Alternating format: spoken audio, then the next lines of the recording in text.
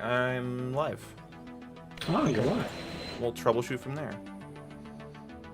The stream will be just looking at my just looking at my like progression tab is so sad. It's nothing. It's depressing. It's depressing to look at because like season 1 I was at prestige 7, prestige master like 203. Season 2 I only prestiged, quote unquote prestige twice and made it to like level 115. Season 3 prestige 10, level 65. Season 4 still prestige 10, only level 32. It's so sad. Damn. And the chat's filling up. There we go. Nice. Escape from Tarkov. How about you escape to some bitches? That's great. I need to look in the Discord meme section a bit more. Some people that are subscribed to me are actually very funny. Ooh. Some. It's crazy. You know who you are. Oh yeah. Wow. Jesus. Anthony, Red Samurai, Spartacus, Matsuki, Cameron, Pateke, Patriot. Hello. Hi everyone. Yeah, Red Samurai, nice to see you, man. Talking about. No.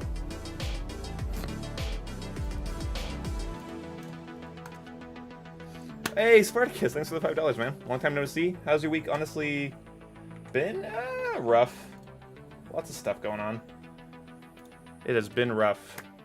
Multiple family birthday parties is a really good way to wear down your energy level. There was a party last Saturday and the Saturday before that, and the weeks in between were setting up for the parties. Can you guys get inside me? Working on it. What? Okay. I sent invites. I also could probably just make my shit. Oh, I think I'm appearing offline on Battle.net. You are, yes. I will appear online on Battle.net real fast. First dono in 2 weeks. I know, I haven't... Yeah, it's been dry. And that's alright. I wanted to give everyone a break of me, so that way everyone can, like, miss me. Nice to see you, Spartacus. I'm what my mom used to call my friends, a small dose person. Alright, just join on Jake. Jake got in me. Yeah. Where are the aviator goggles? They're right here, actually. I should put them on my head. Hold on a second. I don't want to wear them on my eyes because I actually do like seeing, but yeah, put them on my head for now. Hey, what's up, Blaze? Hey, Gravixity. Refuse to I just pronounce remembered. that I got exposed. No, I mean, you did get exposed. That was very naughty of you. Bad. I got canceled. Yep. But anyway, Hey, thanks so much, Marco. There's a zombies map you haven't played now. Yes, we should do that. Well, probably not this stream, but we'll probably do it soon. Okay. I would like I might do it like with you guys personally tonight, but then I'll stream it after I kind of learn it. I don't know. I'll figure it out. Okay, sounds good. Oh, music seems a little loud. Let me check that. And yes, this music is pretty fucking hype. Harris Heller's synthwave playlist is fucking fantastic. Man, I have not played any Call of Duty online in 4 weeks? 3 weeks? Yikes. Fun times.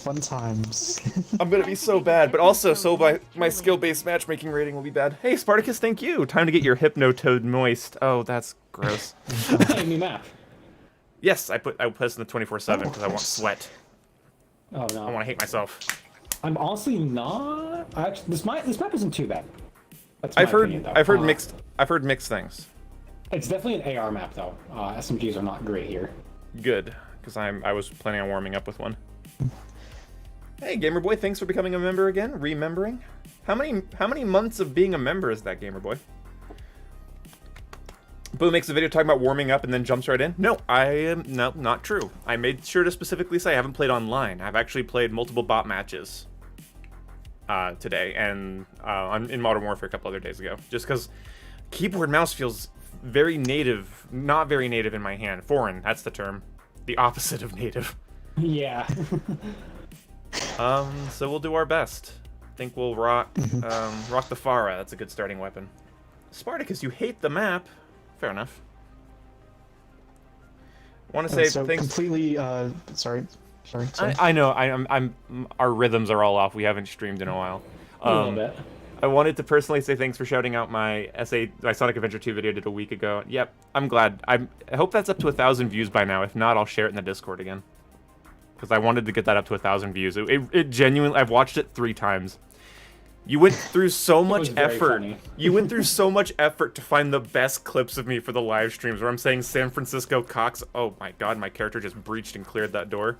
That's actually pretty sick. So you got like the clip of me like kicking the armadillo in the face, and like it was just perfect. I don't know how you got all those perfect clips, but you did. What is? Oh, that's cool. Oh, okay, that's kind of neat. Yeah, so, Oh, we so lost anyway, 2 teammates.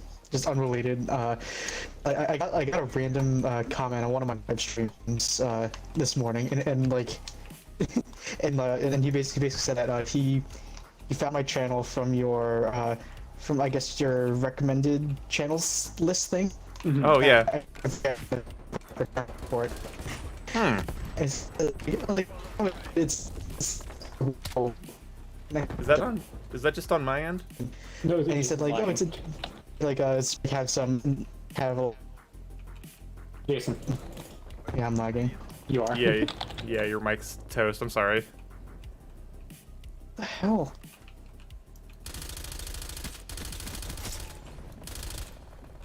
Rip story.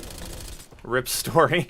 No more story time. Whoa, where did my Simtex just stick to?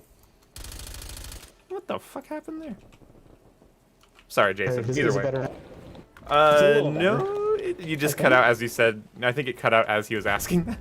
Oh no. I don't know what happened. Crap. I don't know, man. I don't know.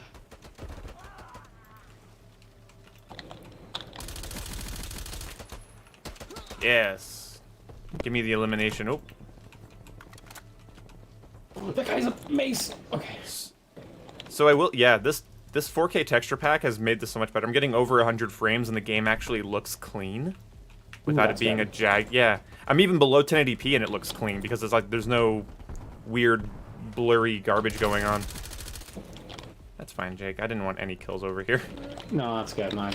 You know, people were picking on the elderly, so I gotta smack them with a cane. That's fair. Them whippersnappers. That's right. Oh, what the fuck did I just pick up? I don't want that. Is the texture pack only on PC? I don't know. Oh. Ooh, grabbed a mace. I don't know. Yeah, I did grab the mace. Yeah, the 4K texture pack makes the game run better because it downloads all the textures onto your drive, and so it doesn't have to render them in real time or like paste them around. It's just they're just there and they can just access them. At least that's my understanding from the video I watched on it. And I wasn't utilizing that properly. Yes, my kill. Thank you. Finally. Oh, this new SMG is actually really good. You want to try it? I'm okay. Okay. Woo, consistency is what I need to warm up. I just need to keep using the Pharah for like 5 matches. Then I'll become like God. I'll be back in beast mode. You have a 74 gigabyte update for Cold War? That's cringy. Oh, he's coming down. Oh, there's someone shooting through the smoke at the Pharah. Yep. God forbid I want to play my video games today. It's the stream's fault, I'm sorry. Oh, Jason, you've been playing single-player games recently, haven't you? Yeah, I've been playing it. Nice. Opinions on the CX-9. Yeah, I'm gonna do a video on that. Just for old time's sake. I'm on fire. Yeah, I do like this map so far in terms of aesthetic. I don't have a feel for how it's playing right now because I'm trying to relearn like fundamentals of playing a shooter on a PC, so I'm not paying attention to the layout as much as I'm just trying to survive. So we'll see how we go. I might review the map, who knows? Because it's kind of an interesting one. There's actually like some routes where you jump on some vents and or take like shortcuts. Yeah, I was doing that a second ago. There's like all these like jump spots. That kind of adds some Cool stuff. And there's weather. Like there's like some rain and stuff. That makes it feel a little less dead. Yeah. Ooh, stop trying to Molotov me, Buster.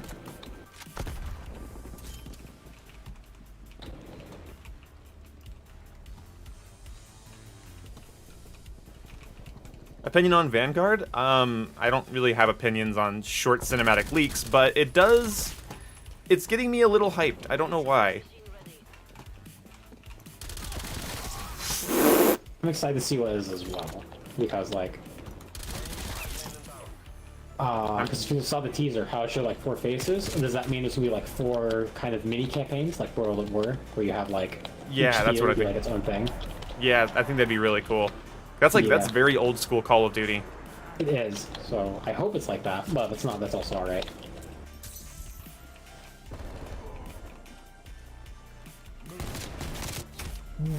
Okay. This reminds you of Splatoon a little bit? Okay. Okay, Carl. What? No, this map's like Splatoon. Elaborate. Elaborate. Refuses to elaborate. Call of Duty's just Splatoon. Refuse to elaborate.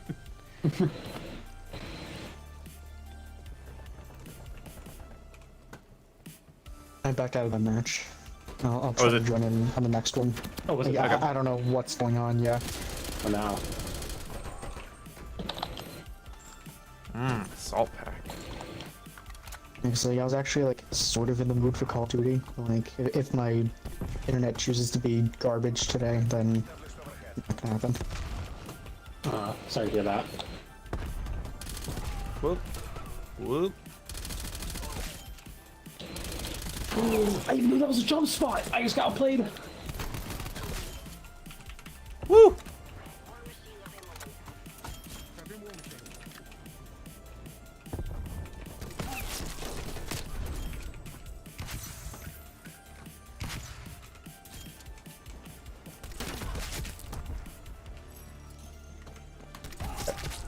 Yeah, like the whole like with all like the Vanguard leaks, like I'm just because of like towards like the end of Modern Warfare and just Cold War in general, like I'm very skeptical of COD right now, so like I'm a little hesitant. I am too, but there's something about like the video I made, you know, where I was talking about how like Call of Duty being itself this year, if it does a good job of being itself and just being a good simple Twitch shooter, it'll actually find its niche because it's not Halo and it's not Battlefield. It just has to perfect its own thing. It can be a little boring, it just has to perfect what it's good at. And I hope that's what they do. That's kind of... It has to be the Ghost of Tsushima of itself, you know, where it's like Ghost of Tsushima doesn't show you anything you really haven't seen before, it just perfects that formula of game. Yeah, it just does it very well. Yeah, like it's... Oh, but speaking of, sorry, speaking of Ghost of Tsushima, doesn't the director's cut come out in like 2 days? Yeah. Yeah, on Friday. Very excited. Oh. Okay, I still have to finish up the Spider-Man DLCs then. I still have to do that. Yeah, sounds like you have a lot on your plate. Yeah, because I want to at least finish all of Spider-Man before I jump into the Ghost. Okay. Did you try the flamethrower? It's really poo poo looking pee forward. pee. Oh, sorry. I read the words poo poo pee pee and it took over my mind. Apparently the flamethrower's not very good. Oh, I got dead. It's very bad. Yeah, against Flak Jacket, you need to spend about like half your ammo in order to kill one person. I'm surprised they didn't just Treyarch it and just do the purifier thing where you lick the person's boot and it kills them. Well, that's what happens when you don't have Flak Jacket. Oh, okay. So Flak Jacket's just a hard counter then? Cool, Yeah. cool. I heard Tsushima's like if Assassin's Creed was still good. Yes. That's Yeah. essentially it. Yeah, it's basically if Assassin's Creed chose not to be an RPG. Yeah. And actually like decided to perfect what Unity started. Mm-hmm. God, like I can't believe they just gave up on the whole like all like the mechanics of AC Unity just because of like the bad launch. Yeah, that is There's very so sad. much good going on. A good, like, the world needs more well-grounded, historical third-person action games. With co-op. Co-op would be Oh, great. yeah, and what's called, like, AC Unity was the first and last game to have co-op like that. It's so sad. I still have not played the Legends mode on Ghost of Tsushima. I'm kind of wanting to try that. Oh, I went 35-9. Not too bad. Nice. I'm back. Oh, you even did better than me. Yeah, dude. It's that pre-SBMM kick-in match. Oh yeah, this match was very easy. Oh, yes. There were 2 players that just kept, like, kind of walking towards me with melee weapons, like, don't move, don't shoot us, please. One machete, one had a mace. Yeah. Did you die to the EM2 yet? No, not yet.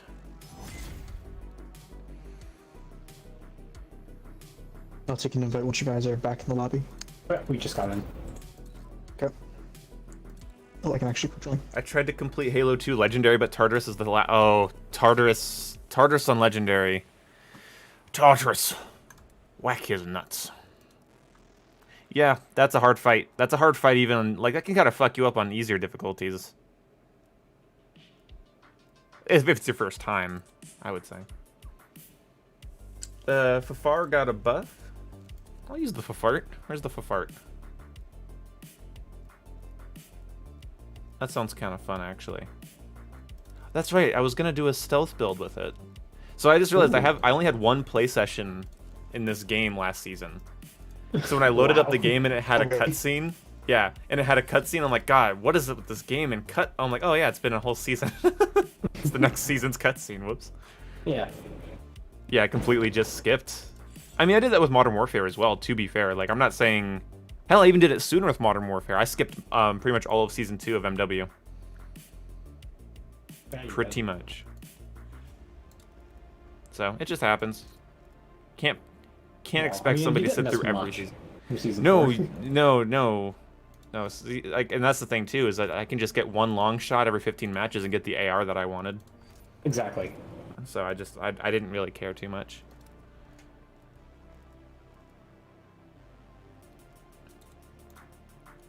Let's see, attachments. Oh yeah, they gave the XM4 unique attachments. What? Yeah, they updated the XM4's attachments, so now it actually has like unique shit for it. Like Really? what? Yeah. Oh, I think they adjusted one of the mags to give you increased ADS speed. Oh yeah, Black Ops What? mini clamp. Look at that. Yeah, there's the Black Ops Oh. mini clamp mag. That's Interesting, and it reduces ammo. Huh. That's actually kind of cool. It'd be nice if all the guns had that. Like, Yeah. having unique attachments.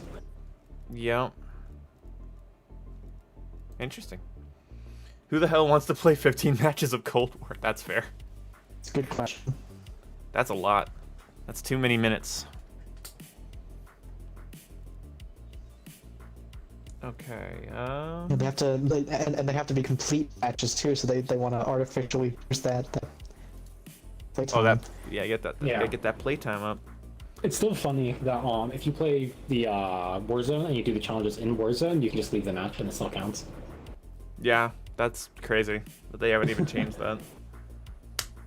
Well, remember, it was a thing for MW when they changed that, where it's like, you can leave matches now because people are leaving matches after their thing. And because Warzone is, in a way, MW, then that just kind of carried over.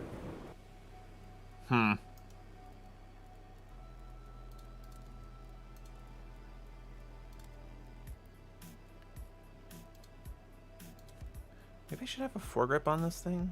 Oh, that guy might be cheating. How do you know? What? He's level 1001. Oh yeah. Oh. He's prestige no. 23, only has one. Okay, he's cheating. Yeah. Report. He was on Xbox, but he's probably got like boosted Cheating. XP from an actual hacker. That's crazy. Level 1000. And then in my little comment, level. Windows 1. It's not even achievable for 1001 because the game stops leveling at 1000. So Yeah. very obvious giveaway. And also, it's day 4 of the new season. That also does not bode well for him. Cheater. Cheater. What are your thoughts on Modern Warfare having broken reticle select, broken edit class in the game, and broken guns, broken matchmaking without any fix being considered? Well, we don't know what's being considered and what's not. I imagine they're working on it, but the way I've always looked at Modern Warfare, and this is something I said when the game, like, Season 2 or 3 came out, the game seems like it's like built on spaghetti code with how many things break every time they patch it. Oh, yeah. And that's probably because it's a new engine. Like, I know, like, people were quick to tell me that, like, oh, well, it's just lighting changes. I'm like, well, no engine is ever just lighting changes. There's a lot of new mechanics there, and it's weird how it breaks mostly, like, attachments and customization stuff. And it's the first Call of Duty with a gunsmith and mid-match class customization, and they seem to always break an attachment or break how you edit stuff. And so it's hopefully that's... Lobby. Oh, crap and Jesus. Oh, he's in the party. Now he's in the lobby. All right. Thank you, Black Ops Cold War.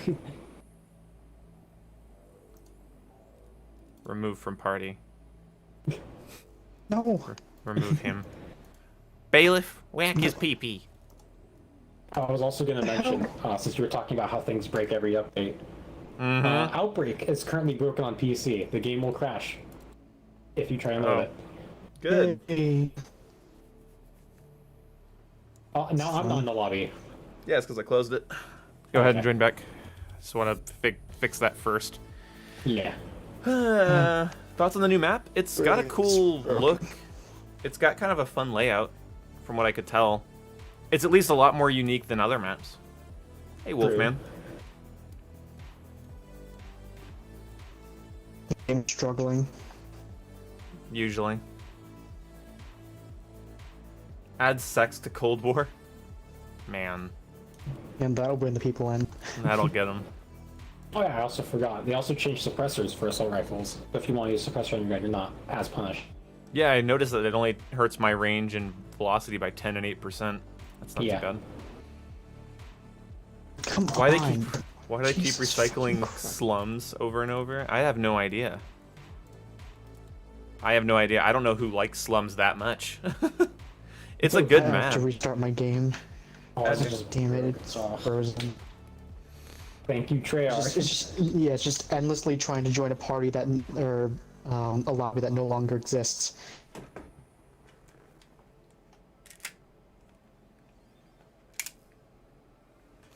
Let's see. Seems like Treyarch it's is running out of focus. ideas. That's the thing is, like, that doesn't even make sense because, like, if they want, they could just bring back any other map and they wouldn't have to come up with new ideas. Just keep bringing back other maps. You don't have to bring up. Give me a Black Ops 3 map. Yeah, right. It's taken us Bring back 5 Hunter. seasons to get. We're getting Drive-In and Zoo, and those are very cool BO1 DLC maps. I'm just wondering why the hell it took 5 seasons to get a BO1 map, Yeah. Or a non-Black Ops 2 map. right? You have World at War maps. Just nowhere. Yeah, no World at War, no Black Ops 1, no Black Ops 3, no Black Ops 4 even. Like nothing. Surprisingly, yeah. Yeah, I look 'cause, like they're so willing to bring back slums constantly. It's like just bring back a Black Ops 4 map. Yeah. At that point. Jake, are you watching the stream? I have it open now. Why, what's up? Oh, put the gun away. Hand it Sorry, over. Henry, sorry. Put the gun. No, don't do it. Hand it over. No, I won't. You can't make me. Whatever it is, hand it over. I have some controllers behind me. Oh, yeah, I'll take it. Oh, no! Is that an Xbox controller? It might be. Alright, I'm gonna grab it. Oh, there you. Meow. Got it. Now it's gone. See? See? I got it. Fill it. Here it is. Joke's gonna use the one behind me as white. God, who has a white controller? I do. Nasty. I bet it's brown on the bottom. No, I actually cleaned it. I bet you're brown on the bottom. Yeah, poopy butt. Depends on the day. Shouldn't. Boom, post to OnlyFans, please. The OnlyFans joke is over. It's over. I made it. It's over. I'm not. I'm not obligated anymore. The meme's dead. True. Oh yeah, Ian, quick question. What do you think about the wood skin and the battle pass at tier 10? I'm hoping the battle pass doesn't crash my game again like it used to. Oh, I forgot about that. Let me look. It's kind of cool. I don't mind it. I think that's Woods' best skin in this game. That's actually not bad. The anime icon right next to him makes me want to fucking kill children, but other than that, I want to go throw hands now. Sheesh. That's what I'll be saying as I kill him. Oh my god. Let's see. Jake, don't wipe. I like the idea that he's not saying Jake doesn't wipe. He's saying Jake, don't wipe. Yeah, Don't do keep it. Savor it. Really seals in the flavor. Oh no. All right. I love how no one in my family right now is getting my dog to stop barking. Very Isn't that cool. great? Isn't that great when there's like 5 other people that live in your house and like a dog is barking? It's like waiting. I guess I'll go check. Yeah. An iFunny reveal? My iFunny is cursed. My iFunny is cursed. Like, you know what I forgot I did a long time What? ago? Just to, like, because I know, so Dylan is the only other person in our group that uses iFunny, so he actually watches my profile. So what I ended up Okay. doing is subscribing to all of the softcore hentai pages on iFunny, no. just so that Why? one day he'd go to my subscriptions and just see nothing but hentai. That's very funny. It was a long con. He's like, we need to talk. I saw your subscriptions. You just want like finally or something like that. Yeah. It's just like, Okay, it's a got little trap. And I knew he'd eventually see it. it. You got him. It's shocking how much hentai is on iFunny. It's all softcore. They can't show, like, bits. But some people, like, get past the bots that I mean, block the Redditors use bits. iFunny, so I would expect it That's- to be the same. Yeah. Redditors use iFunny just to go get made fun of. Pretty much. iFunny doesn't give a shit. Like, you know those posts on Facebook where it's like, this kid just beat leukemia. And then, like, somebody on iFunny will make a profile that says leukemia, and he'll comment, I'll get him next time. Like, it's just like nobody on there gives a shit. God, it's so bad. It's so bad. It's terrible, but it feels like, you know, Oh, the internet needs God. to... The internet has 4chan and iFunny when it comes to people that don't actually care about being canceled or People. reported. Yeah, Yeah. They don't care, and they'll just be assholes. And it's So funny. this one person was like, this kid died in a car accident, and they posted the clip from Spider-Man 3 where Peter's like, good riddance. It's like, god damn it, you can't do God. that. God.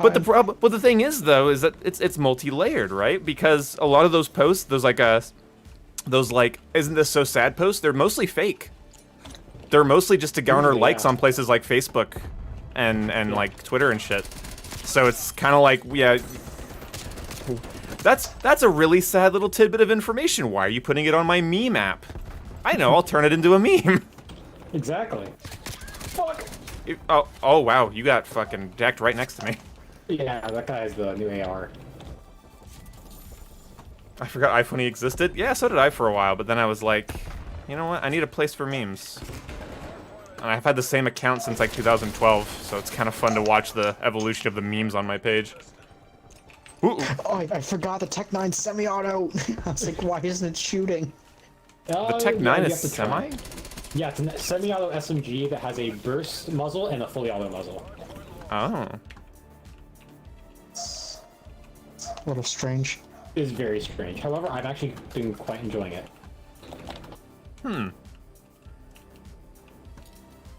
Oh, I don't like running out here. I don't like it. I'll be right back. Okay. However, the fully auto version of the Tech 9 is probably the best gun in the game right now.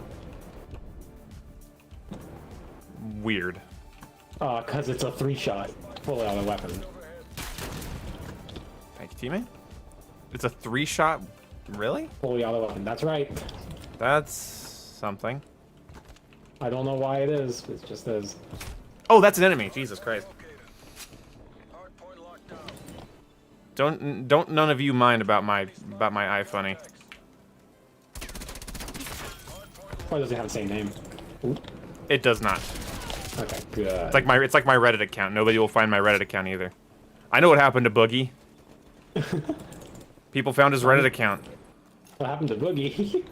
Oh, well, I think it was Boogie who was like, everyone was like, oh, he's such a nice guy. He's like, oh, we found his Reddit, and he's like, look, he's on these like adult pages, and he's like, it's my personal Reddit, and yeah, I jerk off to things on Reddit. What are you gonna do? And it just like became this whole drama because he stood by himself, and I'm like, but I think it was Boogie. I don't know. I think it was. No, it wasn't Boogie. It was a different fat guy. It was That's a way to transition. it was the guy with the red shirt at the presidential 2016 debate. Oh, What's his name? Ken Bone, I think. Ken Bone. It was Ken Bone's Reddit that got leaked, even though like, because they're like, oh, he's actually not perfect, and everyone's like, no, of course, it's not Boogie. It was Ken Bone. I get my chunkers mixed Your up. fat people mixed up. My chunkers. Don't be rude. They're shaped like friends. My favorite way I've heard that put. It's like he's shaped like a friend. Yeah, my Reddit's really boring, guys. I use the Red Dead Fashion subreddit and Ooh, a see, GT. that's where you can find it. Yeah, well, there. You could find me in there. That's true. I've been recognized in there already. I just don't advertise the Reddit. That's the thing. I don't care if you stumble on me. I think somebody's already stumbled onto my iFunny because somebody likes every meme I repost and they're not a friend of mine. So I think it's a subscriber.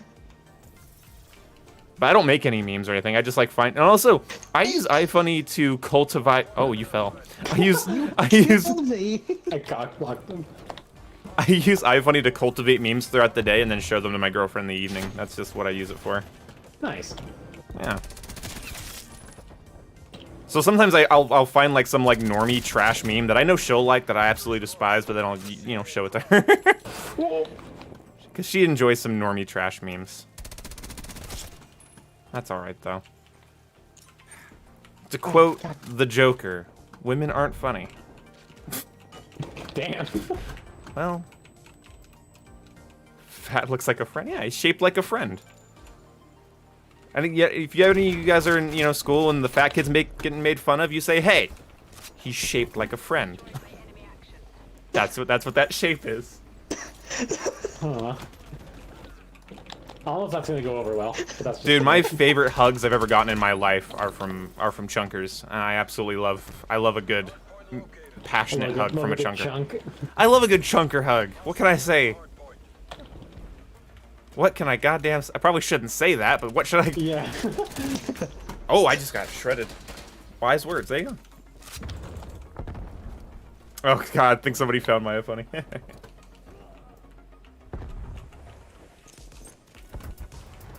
Oh, shit. iFunny gave me a place to figure out if I'm woke or ironically woke. Oh. A question for the modern era. Am I woke or am I ironically woke? It's the stupidest shit.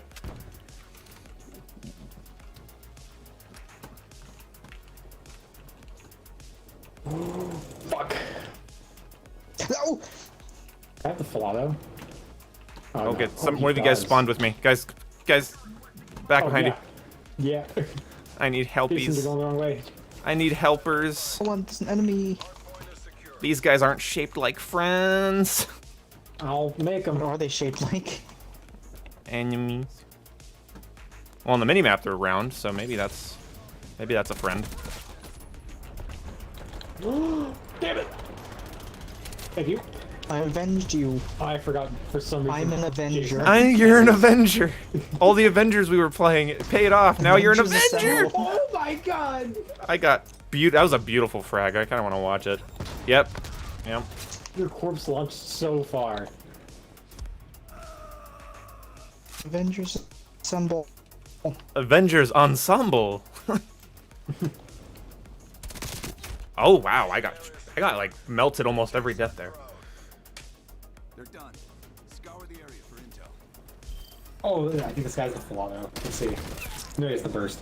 There's the burst. Look at that. That's a weird. Yikes. Okay. That thing goes fast. Very.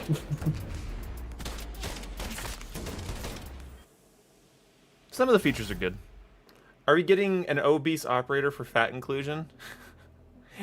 Only if the hitbox is bigger. The hitbox has to be bigger. But if it's not, then it'll be like extra funny. You just The like blubber's see taking the hit. you see that pear-shaped figure poking around a corner. You go to shoot at, you get nothing. You get zero You feedback. get some bonus health though. Oh god, you get bonus health. Slows movement speed. Wait, yeah, double the hitbox, but also double the health. Everyone can hit you, but they have to do it a lot. I'm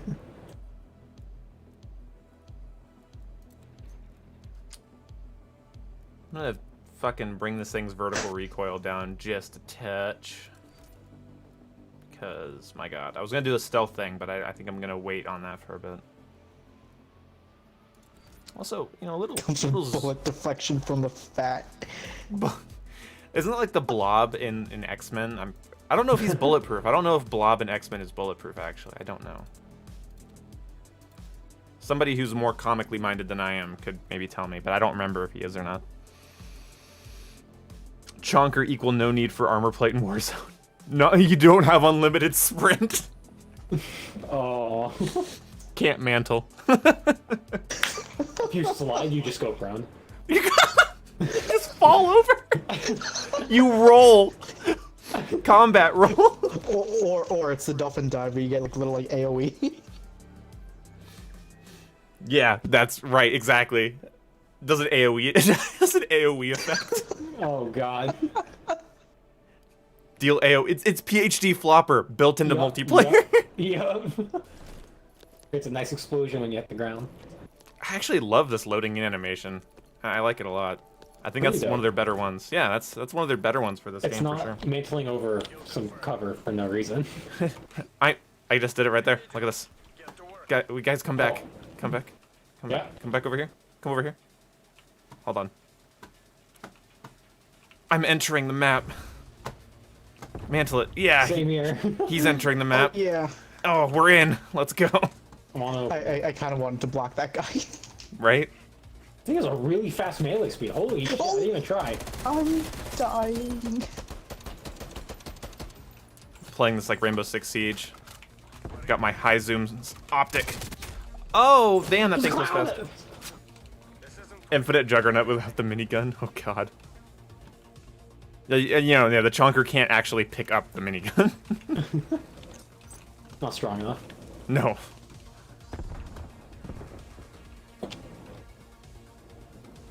You've unlocked the back pain passive effect. Oh. Does going prone make you stay prone for a certain amount of time to cure your inability to get up? Yeah, like you just hear Or you panting. can have a really fast prone time, but it takes you long to get up. God, you get stuck in doorways. Oh no, the worst. You gotta turn sideways to go through them. You know, my haunches. I've seen that before, by the way. I've seen Oh, some yeah. chonky. They had to turn sideways to fit. Yeah, yeah. That's where you just like you kind of want to laugh, but it's also like, man, I really hope for a lifestyle change. Yeah, he was bigger than a table. Wow. Yeah, he was very big. I think he was buying Magic the Gathering cards. Well, that'll do it. Jesus. That's a true story, by the way. I'm not fucking around. God. Yeah. So it was really nice. So my sister and my girlfriend went shopping for my birthday earlier this year, and they went to a trading card shop because they wanted to see if they had any good prices on Yu-Gi-Oh cards and stuff like that. And Okay. that's where they got me my Yami Yugi pop figure, which I actually adore. Oh god. Anyway, they go there and they're like every stereotype that would be in a trading card shop was in this trading card shop. Oh no. Oh. Every single one, from the really really skinny dude with the horrible facial hair and hair that goes down to his ass. It smelled terrible. Also, I should add that. And then there was really big guy. Then there was sort of like the really big, like chubby but like really tall. So it's just like a big pear boy. Like they just like kept listing off the stereotypes that they saw in there, and they said the guy that ran the shop looks like the comic book owner from Simpsons. Like Oh just my this, God. it just wasn't. It was everything you wouldn't want to see. And then like, you know, like my sister and my girlfriend are nice looking gals, and they go in there and they're just like looked Oh at. no. They're just like, but not like in a creepy way, but like in like a, they were scared. They were like, what do? Oh, And, like- at least it wasn't creepy. No, none of them are creepy. No, guys like that can't really, I mean, they can be creepy, but like not creepy. They could, those are the types of guys in high school that are like, where's my hug? Not follow you to your car. you know? They're just, you know. It was a little funny. At least they weren't being like super like weird. And that's the thing too, like, it's funny because I kind of matched some of those when like Alyssa met me, I kind of matched some of those stereotypes, and you know. Oh, really? Well, yeah. Well, then I aged, and my face aged, and I lost weight, and I changed my fashion, I changed my haircut. I used to be like tall, pear-shaped, long hair, like weird mismatching kind of clothes. Like I didn't care. Like I just didn't give a shit. And so then it was like, oh wait, certain colors don't match, so I won't wear them. And then it was like, this haircut makes me look like a fucking pervert. I'm gonna change that, and then, you know, just little bit by little bit. Became a gamer. Yeah, well, yeah, that's right. You're all merely players, but I'm the gamer. Oh, yeah. Ow, I'm dead. I'm gonna get rid of the scope. It was fun for a second, but it's lost its appeal. Holy fuck! There's so many people in the middle. Holy shit! I think there's like 4 of them just vibing out. Vibing out. Promise. Yeah, we were getting slaughtered. Oh, they all spawned on me while I was customizing my shit. Chris Chan, the comic book owner. Good lord. The Christine Chandler? I was gonna mention, what inside your comic book shop or whatever, was there a life-size figure of Spider-Man? I don't know. I don't know what they had. I think they had some cardboard cutouts of stuff from Magic and okay. something else. Ah, I got you. I almost had the Chris Chan look. I was more attractive than Chris Chan. That's the thing, is like, some people think they're ugly. No, you're probably not ugly. You're just under a layer of poor self-care. You know? Like, you might not be photogenic, but that doesn't mean you're ugly. You know, just maybe, you know. Dude, I've seen, like, people, they fucking transform with, like, a haircut and a change of fashion. They fucking transform. It's crazy. Like, one of my friends went from wearing, like, sweat shorts and long sleeve shirts and having, like, really, really short hair. Then he grew his hair out and switched to, like, jean jackets and, like, cargo pants and, like, khakis and shit. And different person. In, like, 2 years, he just looked like a completely different person. That's good. He became sexy. Like, just by haircut and fashion. That was all it was. Like, you didn't even notice, like, his awkward figure or anything, because he just looked like he was taking care of himself. Like, you don't have to be, like... You don't have to be a model. Like, you don't have to be a Chris Hemsworth. You can actually just fucking, you know... Do it. Get a haircut that matches your face. Like, for instance, like, so the worst times, especially on stream, my worst hair looks are whenever, like, I can't get it to, like, be in the right spot, so it ends up looking too short, because I have a big face. When my hair is properly messy and isn't, like, showing massive parts of my forehead, it looks proper, in my opinion. You know, because I figured that out. Like, I need bangs. My forehead's always been weird. I need bangs. That's what you tell yourself. That's what you do. If you want to, like, if you ever want to increase your social confidence, look at yourself in the mirror and ask yourself, what haircut should you have? What clothes look best on you? Something along those lines. You figure that out, it'll be pretty good. Oh, God. iFunny just told me someone subscribed to me. You guys fucking need to knock it off. Oh, no. Oh, no. I'm gonna just do nothing but repost hentai now. I'm not even gonna look at the hentai. I'm gonna spam repost. What if Dylan looks at it at work, though? Fuck. Well, that's his problem then. That's his problem. Oh, no. I He's don't... gonna have some explaining to do.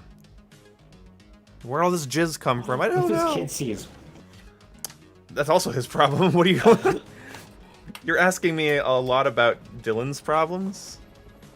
not my problems. Okay. Ask yourself, do I need bangs? That's as good. It's actually a really good question. Bangs can change a person. You know, like in terms of like looks and all that, like I've kept my like this same haircut for like a very, very long time. Oh, same here. Just like the Yeah, it's like thing you default to. yeah, because like things like I don't know, it's just like probably like a personality thing. But like I just super low maintenance. Oh yeah. Because like, Yeah, like low just maintenance having is good. short hair is like like you can just get up and like not really have to like worry about anything in the morning. It's just like, oh, my hair looks fine because it's short, it can't go anywhere. Yeah, that is nice. I just have too big of a face. I've always had a big forehead, and I've always had like chubby cheeks, and so when I have short hair, I look like Bobby Hill, and it's awful. Oh, Like a that's tall not funny. I'm wet and I don't even know it. Yeah, like there have been a couple times that where like when I wasn't able to get a haircut, where like my hair was a little bit longer and I would like sometimes gel up the front, and that would actually look kind of nice. Yeah. Hey, gamer boy. You lost 5 pounds since you started your diet last week. I'm struggling with cravings, sodas, 2 liters of water every day, plus daily gym tips. Any tips? Okay. Oh, trips. Yeah, thank you so much for the 20. And I do actually have tips for you. Don't go to the gym every day. You will burn out in 2 weeks. Yeah, well, also you have to give your body time to recover. What I actually heard from like Jocko Willink is about 3 or 4 days a week. Do not do it every day because you will burn out fast. Yeah, 'cause, like, especially if like you're still like relatively new at it, like do it maybe like Yeah, every you other should. day. Or Yeah, just have a treadmill day. Just have a treadmill day. That's just like Yeah. very chill. Just like walk 2 miles and be like, okay, I'm done. Like don't strain yourself every day is what I really should say. Like it's not that you shouldn't maybe work out every day. It's just that don't. Yeah. Careful. And Because you'll burn. Things and if you are gonna do it every day, make sure you're working out like different parts of your body, not the same thing over and over again. That's Like, true. yourself. Well, that's the thing too. Is that like so? One of the reasons people stop working out isn't because they're low on motivation. It's because they're in pain for too long, and then it's just hard to get back into it because they can't do it. So you gotta be careful with that. Also, apparently I did the good job command. I've just been up in this tower this whole time. The other thing I would say, if you're craving sodas, get a box of 0 sugar sodas, and every time you're craving one, just like crack one of those open. They don't have any calories. It's not going to hurt you. I wouldn't drink more than 2 a day because aspartame in large doses is not great for your stomach in terms of just like your biomes, because it's essentially it's a chemical. But yeah, you can staunch those cravings, and that's I use the word, and then the staunch. So and also like if you don't like the taste of 0 sodas, don't worry. Every one of them tastes different. So like Mountain Dew 0 or Mountain Dew Baja Blast 0 and Coke 0 and Sprite 0, they all taste different. Like they all taste like different bastardizations of soda, that's for sure. But yeah, so I'd do that. I'd also chewing gum. If you're struggling with any sort of like sugary cravings, buy Triton chewing gum or any type of like sweet chewing gum and just chew that. So that'll help with cravings. So that's how I dealt with my cravings. That's a big one because like otherwise you'll just be like you kind of get a little ravenous. And also if you really cut out sugar or at least sodas, you'll probably end up having pretty horrible diarrhea relatively soon as your body attempts to detox it. So prepare for that. I would also just say like just make sure as long as you do something every day, whether it's a walk or a short run, just make sure you're doing something every day, and that's really it. Like what else can I tell you? Like here's how you work your quads. I don't really work out that way. It's just make sure you don't have completely stagnant days. So that means even if you just you don't feel very good, do 10 squats. Just do something. Walking daily, yeah, walking daily is great. And also don't become discouraged when your weight loss plateaus, because when you first start, your body will burn it like crazy. And then after a while, that will stop. And also the way, yeah, that's basically it. Don't be discouraged when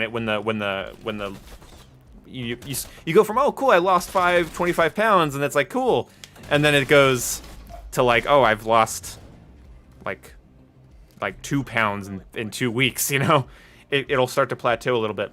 There was something else that I did that helped me out a little bit. I don't know. It's hard. It's really hard to say, because like the biggest problem with working out isn't the task of working out. It's the motivation to get yourself into the gym or just onto your feet for a prolonged amount of time. That's where the real challenge is. I don't know where these people are on B. And also like on all that, like everyone's different, like obviously, so like you might see results sooner or later than like other people are doing. So like, don't get like discouraged by that. Oh yeah, that's also true.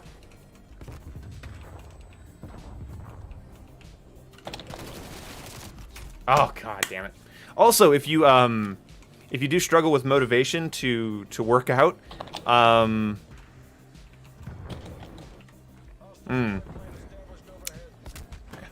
don't watch porn when trying to lose weight. That's actually a big one. Ooh. Yeah, it's a big one, because what happens is it fucks up your dopamine. And what you can do, by the way, Gamer Boy, this is a really important thing. You can literally train your body to receive more dopamine from hard work than it ever did from pleasure.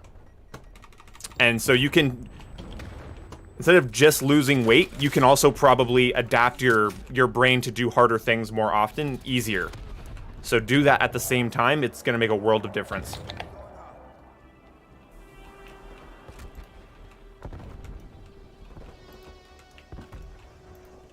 Oh my god, I can't get anything going right now. Same here. Cannon. This is a hard match. Yeah. I'm gonna see if I can push B with my hand cannon. I'm struggling. No snuggling. On top of B, and they have trophies set up. Oh god. What's the point of this giant green laser if I hip fire 4 rounds and nothing hits? God damn it.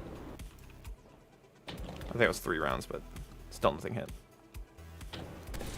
Oh my god, they keep placing trophies. Yeah, I'm trying to pop it, but it's just right below that windowsill and I can't hit it. It is, yeah. Oh, they're not even peeking the window. Oh, as I say it. They're mostly just holding B. But the fact that they have to actually get in there is the problem. God, that new gun kills way too fast. Is that a burst? The No, E2, no, it's full auto. Oh my god. And if you, I'm assuming you're getting 4-shot by it, but if you put on task force, you should be able to 3-shot with it. Oh my god, that thing killed me so fucking fast. It's a very quick killer. Both of No the more. guns are very powerful.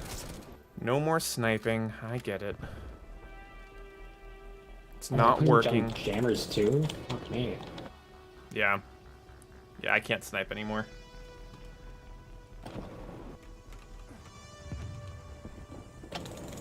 I got their trophy, but I'm really low.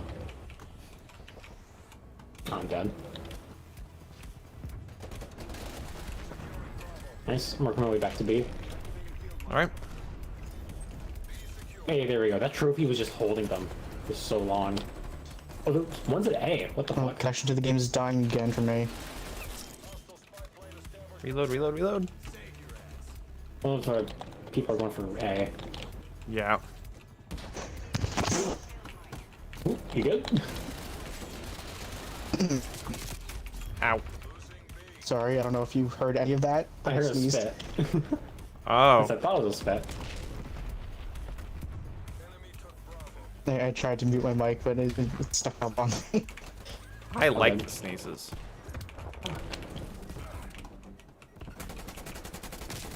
Yeah, Ah, the goddammit. game's connection is just dying again.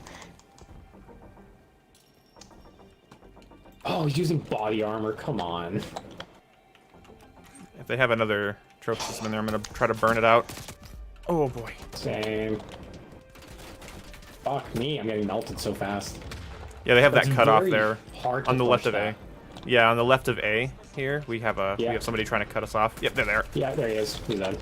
Woof. Missile. All right. I'm gonna try and go through, like, left mid. Maybe I can get him. Never mind. There's a guy watching that. You got him nice. Yep. Yep.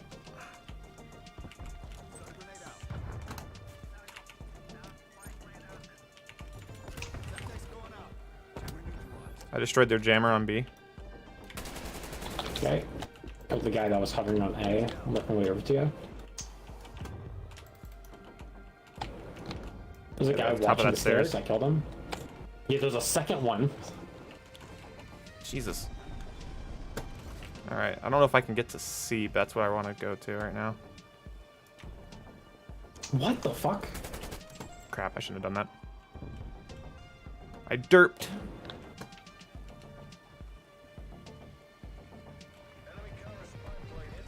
Oh, I think they have a strafe run now. That's ours, actually. That's ours? Oh, fuck. It's so hard to push B. Holy shit.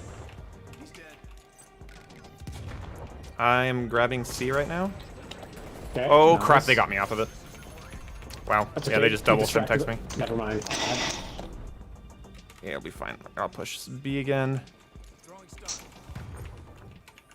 He's another teammate trying to go for it. Nope, he died too. Now make shot in the back. Behind you.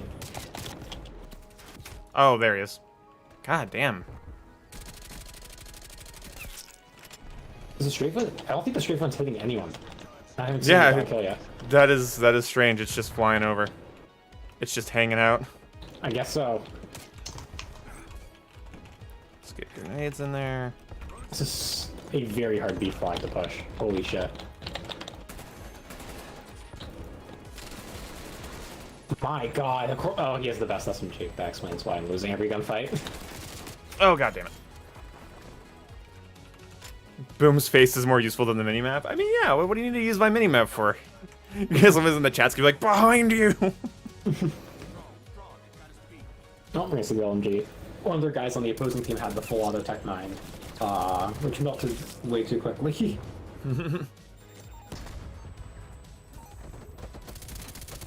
Music's a little loud? Oh, sure, I can turn that down for you, man.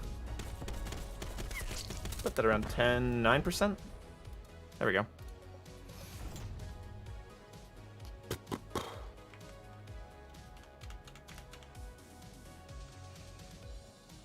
Oh man, I can't wait to do that Red Dead stream, the no minimap Red Dead stream. That's gonna be fun. Oh. Also, I'm gonna do a no horse stream as well. I think that'll be the worst one. People Just will walking? find that.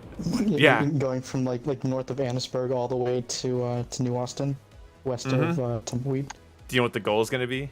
The goal is gonna be to get as many daily challenges done as possible without using a God. horse. Oh god. So that means bounties. Oh, good luck with that. Good luck with that indeed. I'm starting to agree more with you about People Mutahar. for miles. Oh yeah, or drag them. Like, I'm gonna be killing a lot of bounty targets. Like, you know what? You're not scoring out of my hands again. Bang. Let's see. Yeah, Mutahar's not a bad guy. It's just a little. Doesn't mean he's a good guy. I don't know. I don't. The some ordinary gamers and the Penguin Zeros of YouTube. The whole like, hey everybody, here's my thought on this thing. Bye. And it's like they never make me think about the subject. That's what I really get about like Moist Critical and Mutahar is like I never think about the subject after they're done talking because it's like they didn't add anything to it. They basically just explain what's happening and they have their like little things that they say that's like, so this happened and that's just, oh, it's so this, and it's like that's just so crazy that this thing happened. The thing happened, it's so crazy. It's like, okay. Yeah, it is crazy the thing happened. And it's not very thoughtful content. Is this the only way I can put it? I'm gonna use the DMR 14. Oh. I haven't used this loadout yet, and I built it last stream and I just didn't put it on. So we're gonna use it. He is a downer on Twitter. He's a very big downer on Twitter. Well, he lives in Canada. Canada tries to make sure that everyone that lives there is a downer. Oh, I love that. I love seeing my character burst through that door. That's just, I don't know why. That's just super satisfying. All right. I've seen more games. Okay, well my class didn't update, so I'm jumping off the roof. Bye. We'll avenge you. Avengers, assemble! Avengers assemble. Always we will fight as one. Oh, I almost lost that. Worlds. Oh, behind you, Jake! Sorry. Oh, it's all good. We have someone else on the team using the DMR as well. That's interesting. I haven't used this thing in so long. I might need to change my loadout with it because it's a very strange, like it's like a rate of fire build. Oh, okay. We'll see how it works out. Oh, that was so messy. Oh, I won it.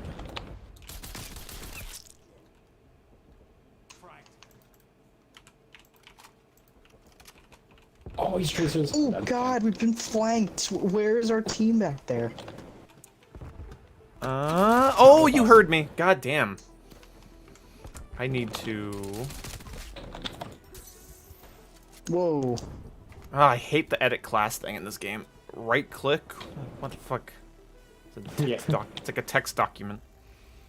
Okay, here we go. The increased damage barrel, I think, is the one I want. Fuck bullet velocity. Oh, but that recoil though. I need to take Shut a up. video of what my ping bar is doing. Because they're just fucked. The fucking nightmare.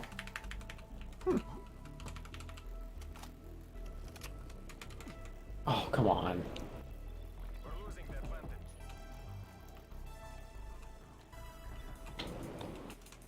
Okay.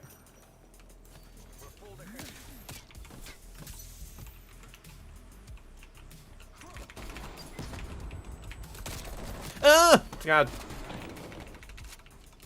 I'll send that in the group chat a little bit later. Okay. It's fucking awful. Get I that totally Wi-Fi life. didn't want to play video games tonight. Is your internet just always like that now? It's fluctuating?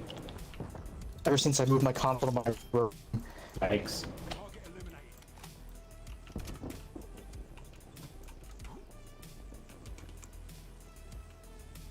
Ooh. Don't see me coming, please. I don't like when people see me coming.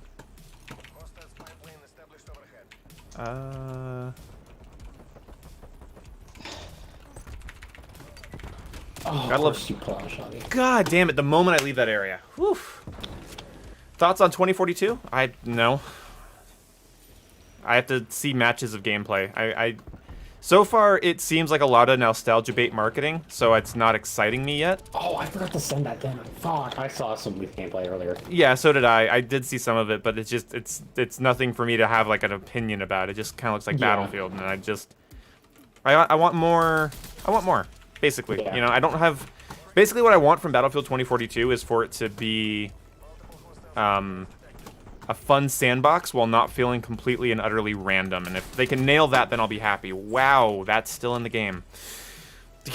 She shot up at the ceiling, and it still hit me. Like, the character model did not line up. Oh, no. The second shot lined up, but... Man, this gun is... Secondary shotguns were a So bad idea. good with the shotgun, so skilled at the Oh, game. why is it still one shot? Did you get one-shotted by the spaz? Shotgun? I did. Damn. They removed it for the street sweeper, not the gallow. That's a lot of counter spy planes. Oh, well. The fuck?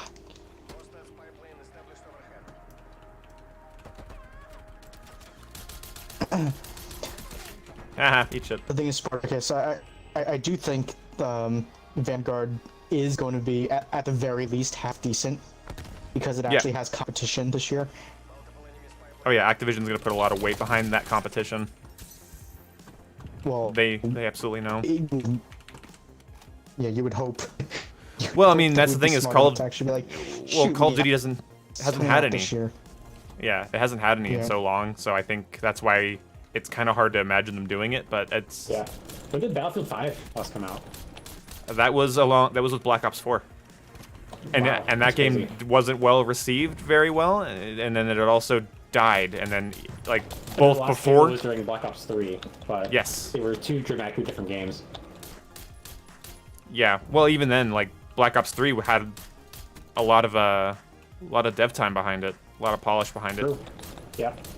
Besides its engine. Yeah, but that's the Treyarch way.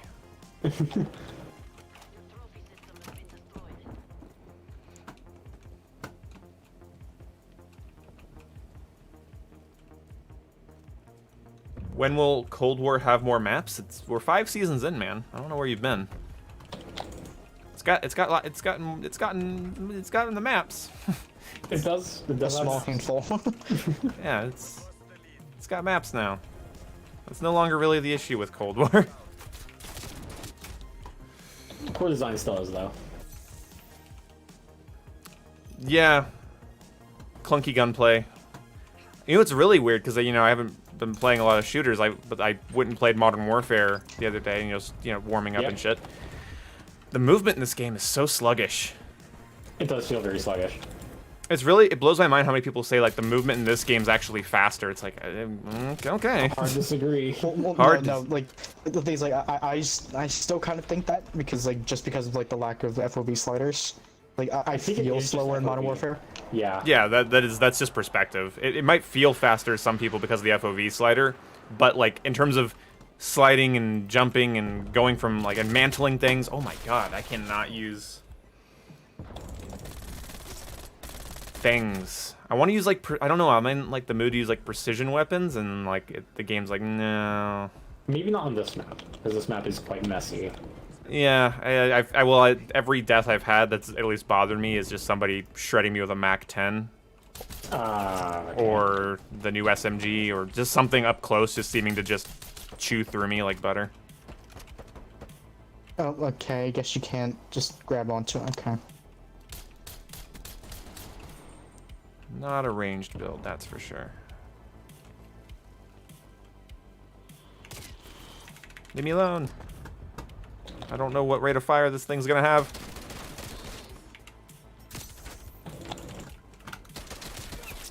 I came back, bitch.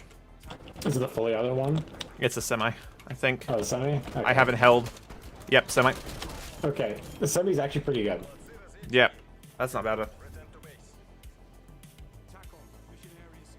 Might look faster because the animations are more sporadic looking than Modern Warfare. That's true. There feels like there's blank frames in this game. Like I feel like if you frame by framed certain animations, you'd see more skipping than you would in Modern Warfare, whereas Modern Warfare's animations are more like gradual. But whatever. What's your favorite food? Tex-Mex. I love cheap Tex-Mex. I always have. My parents really fucked up by giving me so much taco time as a kid, because now I associate that with being good, and I know it's like fucking beans and beef and cheese and tortillas. Like it's boring, but like I absolutely adore it.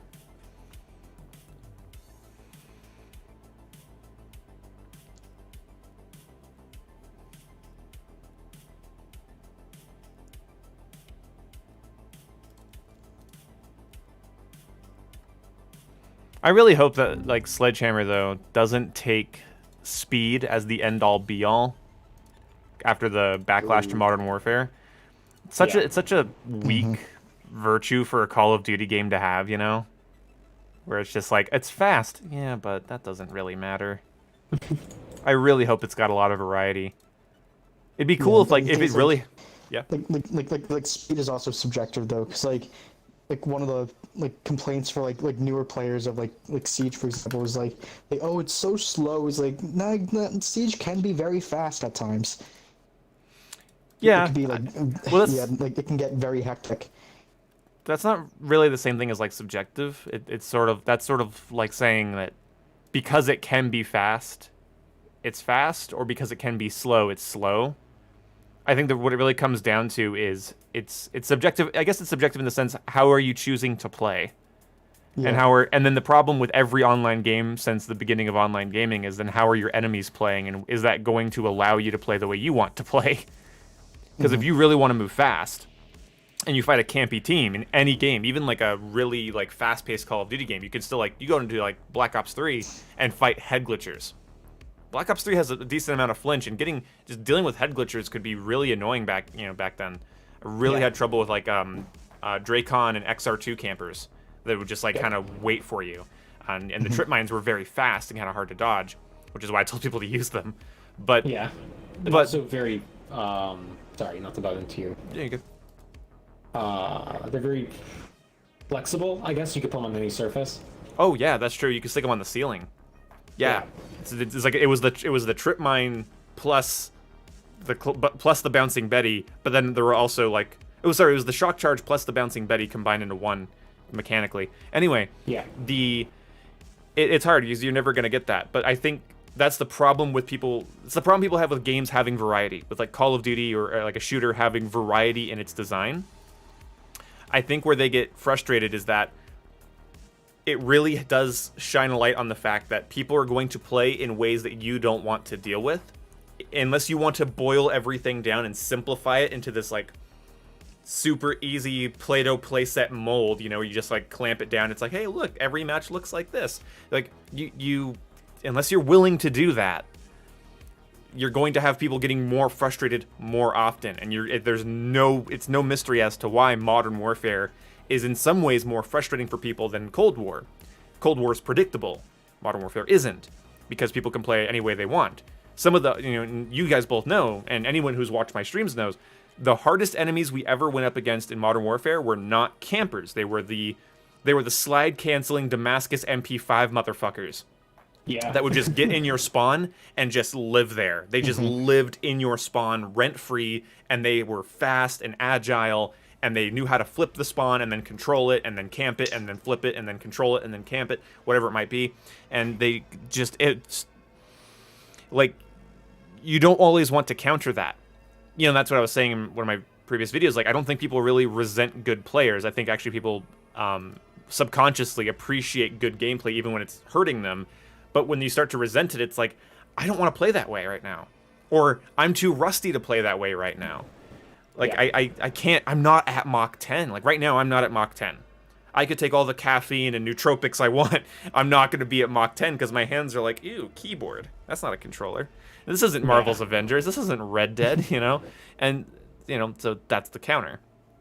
But I do hope that Sledgehammer embraces because Sledgehammer, if they are doing 4 character campaigns, 4 factions, you have like Africa and France and Russia and what's the other one that they showed off? Pacific. The Pacific Theater, thank you. So if you have that, then maybe each map in those regions would have a different style layout. So maybe the Russian maps are more like more Stalingrad. So that's more urban environments, and then maybe in Africa it's more wide open plains. And that'd be cool to see because then you'd have variety. And I think there should be small maps for players that don't want to deal with campers. More predictable maps, I should say. Not just small, but predictable. But then there should also be maps where it's like, maybe I want to like get up in a building and use the angle of a window and just kind of watch people all game. Like, maybe I want to do that. If I can't do that, if I can't adapt my playstyle to an experience that I'm craving, then the game just loses. Call of Duty's too simple for that. That's essentially what I'm saying. Call of Duty's too simple to take options away from players. The gunplay and movement and style of Call of Duty is so simple that when you take away my options, it's night and day compared to a game that doesn't. I don't think it's a coincidence that Battlefield gained a lot of popularity during the era of Call of Duty doing the same fucking map layouts every year. Because where Battlefield really got its popularity was during Advanced Warfare, Black Ops 3, and Infinite Warfare. So when Call of Duty was at Mach 10 and you had to play at Mach 10, people were like, I'm going to go play Battlefield 4 and Hardline and 1. And have a game where I can sort of actually adjust my playstyle and not be punished due to simplicity. Yeah, so.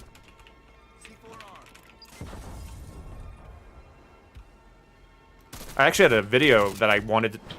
What the hell just killed me that fast? Just so... He wasn't even accurate! What the fuck was that? What did he kill He's you like, with? He killed me with the new gun, but like, I wasn't perfectly on target, but I was like, my dot was near him, and he was like up in the stratosphere and then pulled it down to my head and just obliterated me like I just did to that guy, actually. He's probably not happy about it. Anyway. Weird. Yeah, it was events. Events occurred. How your marksman rifles are coming back. I'm happy about that. Yeah, I'm happy about that. Because I think tactical rifles, although they are interesting, they're not really done right. No, well, I don't think much in this game was. True, It's but like, it's like 4 tactical rifles were also kind of strong. I think that's true. I think Sledgehammer is going to... I hope Sledgehammer plays it safe to some degree. I want to see cool features and interesting game modes and cool map design changes. But mostly I like... Just nail the snappy Call of Duty gunplay feeling, please. I really hate how bullet spongy enemies feel in this game and how some guns just feel pathetic without the exact right attachments. I really hate that. Yeah, like I'm hoping like Sledgehammer can actually like start to like develop their own like I guess identity. Yeah. Yes. Because right now they've been sort of leaning more towards like the Infinity Ward-ish style a little bit. I don't see that. It's like a mix, in terms of like maps and all that kind of stuff. They're Still drawing don't from. see it. I still don't see that. Like, cause like Call of Duty World War, cause like the map design philosophy in Infinity Ward, which I've studied a lot, is like, it's every map has a different layout, and that is not what Sledgehammer's done at all, except in maybe Advanced Warfare. But it's kind of, again, that's one of the reasons I'm saying no, is that like Infinity Ward's map design is that all their maps are different from each other. So it's not really a design as much as it is a philosophy. It's like, this map can't look like this map. You know, and they have to have... they like to mismatch. Whereas COD World War II played things safe and... They were a good balance. I think they had a good balance to some degree between making... Like, you had maps like Docks and you had maps like Point Du Hoc. And that's very good for a Call of Duty game, in my opinion. You have to... Like, that's why Black Ops... That's why... It's honestly, you know what it is? It's the Black Ops 2. COD World War II reminds me of Black Ops 2 in the sense that Black Ops 2's maps are very creative. Like Yemen, Cargo, Turbine, and Raid are all completely separate. Like they don't share... Yeah, you could boil them down to 3 lanes, but they are very different 3 lanes. It's almost... The formula is unrecognizable between the maps. Yeah. And World War II kind of does that, because you go to like Point Du Hoc, Saint Marie du Mont. Gustav Cannon is basically the inverse of Turbine. Point Du Hoc is essentially Yemen. And, Saint Marie du Mont is basically Yemen, and Point Du Hoc is sort of like a weird version of, what's that circular Black Ops 2 map? It's not Cargo. Well, maybe it's Cargo. Cargo is circular. Cargo does have a circle in like, the middle of it. Yeah, that's true. But I don't know. Point Du Hoc's actually very unique as a map, just in general. I didn't mind it. I didn't mind it either. I mean, you have to have like a World War II game. It's got to have a tight trench map, and I liked going through the trenches. Tight trenches were fun. Although shotguns obviously lived it down there. Oh yeah, but then again, you couldn't use your shotgun build on Gustav Cannon. Not well. True. Yeah. And that's what I liked about it, is you're constantly changing, and that, unfortunately, the rest of the game, just animation-wise and sound-wise and progression-wise, just felt so stale to me. And that's what I want to see. Like, I want to see maybe Sledgehammer's designs with an immersive, pretty engine, a very detailed game, you know? I'd like to see what that's like, if at all. If at all possible. Try not to get too excited, nice. but... Yeah. But if some of COD World War II's... Like this Sledgehammer... I always felt like they're willing to take, like some risks. Which is kind of nice to see, like even if they all, like, don't necessarily work out. Like, they're at least willing to try things. Yeah, that's true. And well, I hope Sledgehammer comes up with some cool shit that we've never seen before, not just like a single gimmick game mode either. Team too. I heard a bunch of new people. Oh my god, these fucking diesel spawns. Let's see. Even annoying specialists in Black Ops 4 have counters, but you can't count. No, they really don't. Like, you have to define what a counter is before you say that everything can be countered. Yeah. How do you counter the microwave reactor that kills you through walls? Yeah, you can. Yeah, and how do you counter Ajax's shield? Because you can't do it with the gravity slam. Yeah, eventually being able to stop something is not the same as a counter. There's no point in calling that a counter. That's just you killed somebody that was misusing their overpowered tool. So here's the best gun in the game. Okay. What the fuck? See, like, you're playing with the MW time to kill. That's why I don't get why people say... Like, Black Ops Cold War does not have a TTK. Like, look, a 3-shot. It's a 3-shot full auto. And I Why killed did... that guy too. How did you But it's go ideal. How did you go into Modern Warfare and grab the MP5 and take it into this game? your That's 3 actually shot. Uzi. Oh yeah, I know. How did you go grab the Uzi fucking AE round build? You just do it, you know? But no, there's a misconception I think some people have about what a counter is. A counter isn't the fact that you could stop something. That's not a counter. That's you were able to stop something. A counter is an EMP drone to a camper's hideout. A camper's hideout could be countered like Modern Warfare. I would say like there's so many like snapshot grenades, heartbeat detectors, C4 before they nerfed it. But then there was EMP drones, tack inserts, surprisingly useful for killing campers because they don't expect you twice in the course of 10 seconds. You know, there are ways to, you know, and also then like the buildings you camp in Modern Warfare are always porous as shit. There's always like a door on the left, 2 windows in the front, and then a stairway below you. I'm thinking, you know, like and gunshot. snapshot grenades exist. Right? Yeah, I know. And Like bullet penetration is really good. Yeah, bullet pen is weapons. great. Oh yeah, no, like if you took a Bruin with like FMJ rounds before they nerfed it, you could just chew right through most cover. Yeah, no, there's actually, ways. The MG34 in current patch. Yeah. Chews through walls. There you go. Recon drone, yeah, thank you. Ugh, Lenny bringing up Zero, the no fun specialist. You run away, LMAO? You can run away, but that's not a counter. That's just running away. That's the thing, that's not countering anything. Yeah. Like, that's like saying countering a camper, and sometimes countering a camper does mean, like, avoiding them, but that's not really a counter, that's just avoiding the issue. To counter something is, you drew scissors, I drew rock. And somebody sitting up in a building has very limited options, and they only have so many eyes.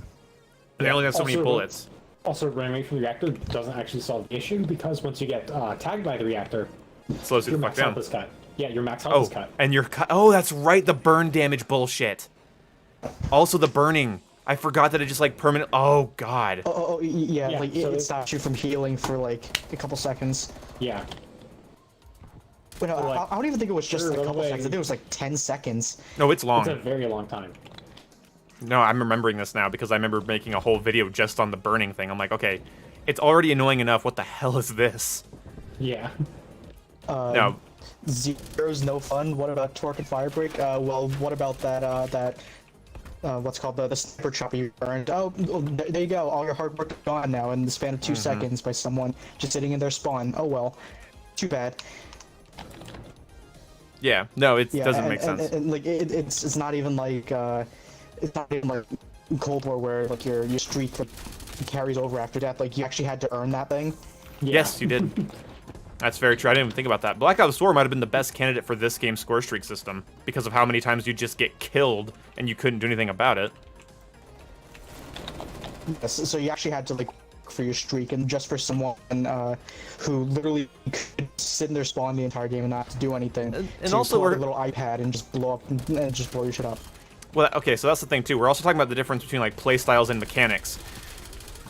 I think you can counter a playstyle much easier than you can a mechanic. Like Ripper is a mechanic, whereas camping is a playstyle. And you can counter somebody because they're going to be in this area and you know what they're going to be doing and you know what's around them, and if they've killed you twice, you should have clued in by now. But I mean, hell, that last the domination match we played on Echelon, that had a problem where they did not want to stop me from sniping the entire. I don't know why. I killed 8 of them without taking any damage. And like, how did nobody figure out that I'm up here? I killed the same guy like 4 times. Alright, they just didn't care. Yeah, they just didn't. They kept walking into my reticle. I mean, it's not 8 kills in a round isn't a lot, but it's like it's enough for you to know, hey, he's still there. Yeah. I don't like the gunplay in this game. I don't get it. It feels so unrewarding. Well, it's okay. Vanguard Alpha is apparently next week, so. Apparently. I don't want to download. I don't want to pre-order it though on You have to pre-order PlayStation. it on PlayStation. I bet it runs like ass on PS4 Pro too. Oh, likely. Don't know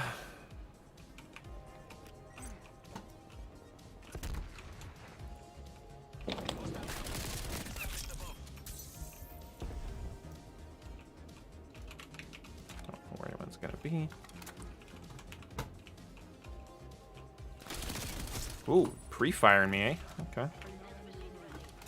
I guess that's for Lenny, but I still think Zero as a concept is It's not fair. stupid. It's just, counter- just for the game. It's the It's philosophy so behind it stupid. doesn't even matter how they would have tweaked it either. The philosophy behind a character like that is counter to why people load up Call of Duty in the first place. Because Call of Duty, if you like it, it's because it's based off of consistent success. And Zero says, "Hey, congratulations on your consistent success, but I have LBRB, and you It's lose, mine now. and it's mine now. Yeah, Your success is like, mine, or it's and- gone." And also, like even when they changed Zero to give like that little indicator overhead when she's hacking, like It doesn't matter. they're deep at their spawn anyways. Like you're like good luck getting to them. Like any smart Zero player or Smart God, I'm Zero giving player. people too much credit. I'm giving people too much credit. Any person with half a brain cell would use Zero in their spawn. Yeah, you're gonna get yeah, yep. Yeah, Fight I mean, through the my hacking- team. They could have made it better if they made the hacking time like so long. Yeah, like or like one thing that I said that they could have changed is maybe you have to actually select only one thing to hack. Mm. Like sure you can hack like the HUDs of all the enemies, but like if there are any streaks up, you can only pick one. Yeah. Oh, god damn it. Fuck me. It's like Oh, you lost because the like specialist. it's so stupid like earning one like the higher end streaks just to have it get blown up or taken over is like by someone just sitting in their spawn. Oh yeah, no. Yeah, exactly. And it's not like, and that's the thing too, right? Is that it's weird that people like Black Ops 4, they don't mind somebody sitting in their spawn holding LBRB on the hacking tablet, but they don't like somebody sitting in their spawn with a claymore in front of them. It's like, hey, at least that person still got to aim at you. At least that person still has to shoot your ass. You still have to walk into his claymore. Yeah.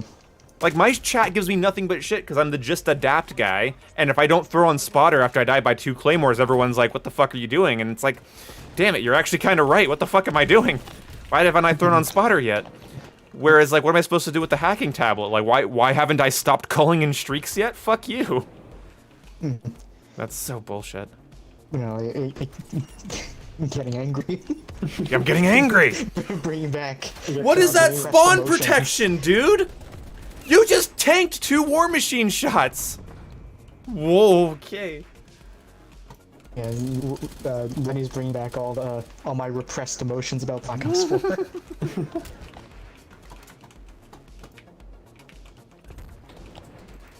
And that is partially why I deleted the game halfway through the life cycle. Who didn't? Well, except for Yeah. me because I played zombies. Yeah.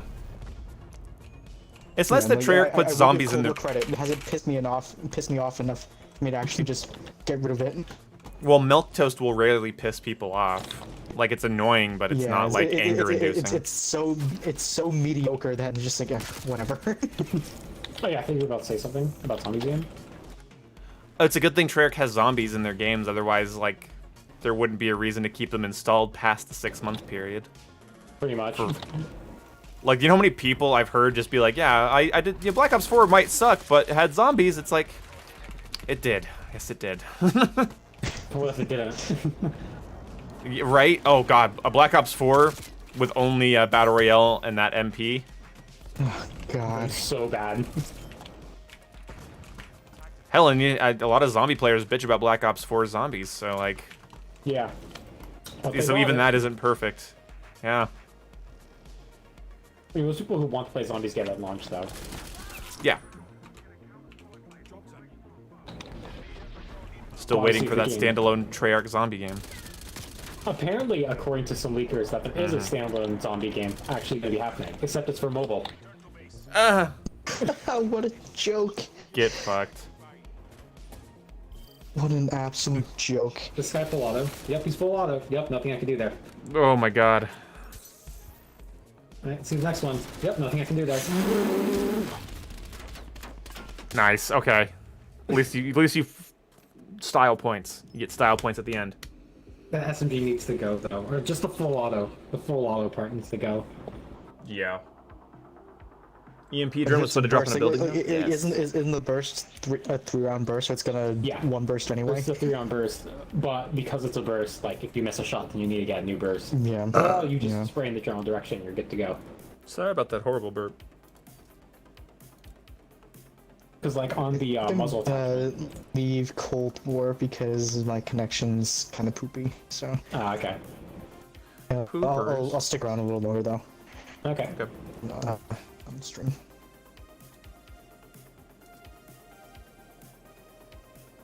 We'll try this. But yeah, I feel like the range decrease from the actual muzzle attachment needs to be more, because right now it is currently 25%. You lose 25% of your range if you throw on the full auto barrel. But you can counteract that with an actual barrel attachment. Okay. So like with the barrel I have normally a 30 meter effective damage range. If I throw on the full auto, it's 25 meters. That's still crazy strong. Yeah, that's a lot. Like, That's I think the range decrease needs to be at least 50. As dramatic as that sounds, because like the fact that you can just bring that range back up, there needs to be a bigger cut. right. That's true. It's very true.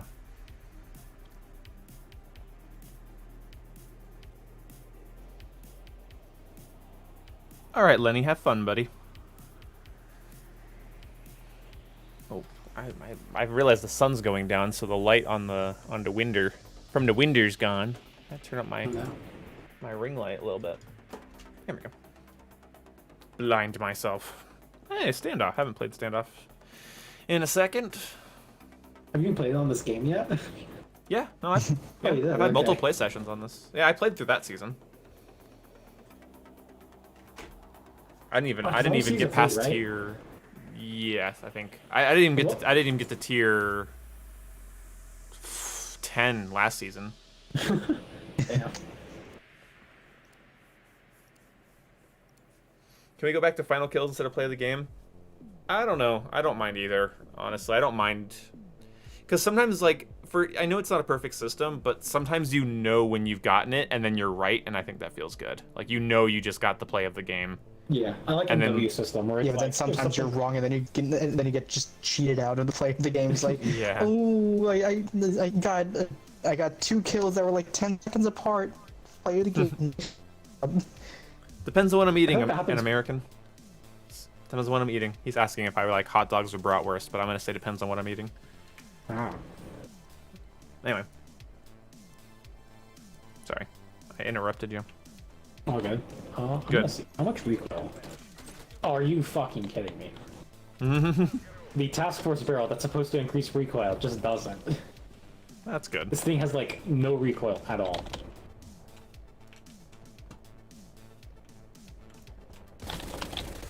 Oh well, I'm dead. Oh no, that's not good. See, Anthony. Yeah, it's been hard to like keep up with the chat. I'm not used to streaming. I haven't streamed in like 2 weeks. Oh yikes. But I'm gonna stream today, make a video tomorrow, stream the next day. I'm gonna alternate for the rest of the month. Ooh, Just- okay. So that'll be fun. I think the next stream will be something, and the other one will be a thing, and stuff will happen, and cool. That's the plan. Nice. Sounds like a plan. Yeah, sounds like a plan. It's the semblance of a plan. Regiments transfer to Cold War. It is weird that transfer over. Oh yeah, regiments never came back.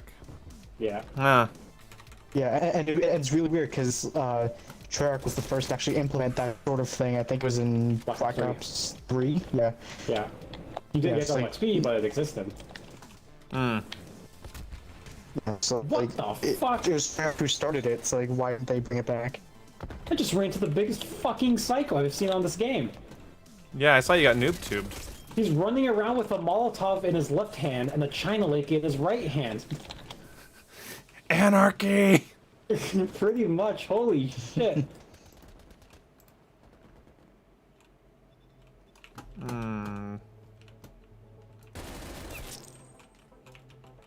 She dropped.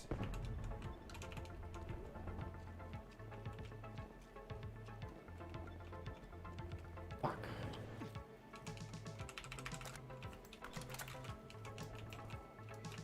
JCS says you have to watch your language, Jake, or otherwise he's gonna spank you. He won't. You can't. I imagine he believe means you. on your bottom. I imagine he means your bottom. Ah. God damn. Ian, you should try the double agent mode. No. Chat, make him do it. I'm never actually going to load it up. You could donate $100. I'm never gonna load it up. I have no patience. Don't care. Don't want it. No. Hard no. There is Hard a no. Among Us. Come on, chat, do your magic. And there's some Ah! players being sus. What? Why'd you scream like that? What the fuck? I don't know. You guys made Among Us jokes, and I had to scream. What the fuck? What else is there to do when somebody's mentioning Among Us? Among Us. Grenade!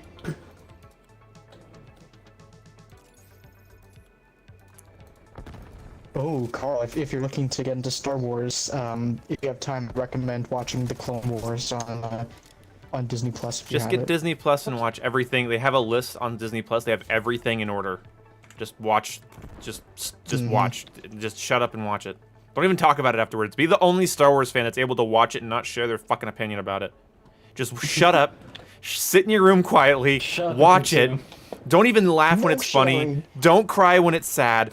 Just watch it and shut up about it. Be And then when people dead on the inside. and when people ask you if you've ever seen Star Wars, just shrug and change the subject. I fucking fuck everything. You fuck everything. Huh. Why not? Keep that in mind. Yeah. You're a Have some thing. fun on a later night. A later night? Always have to wait for the good stuff. That's right.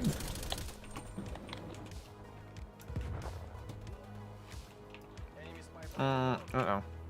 Uh-oh. Oh, I got flinched off. Bye, Wolfman. Bye. Bye, Wolfman. Goodbye, Wolfman. Oh, he's dead. Oh, I forgot I have that.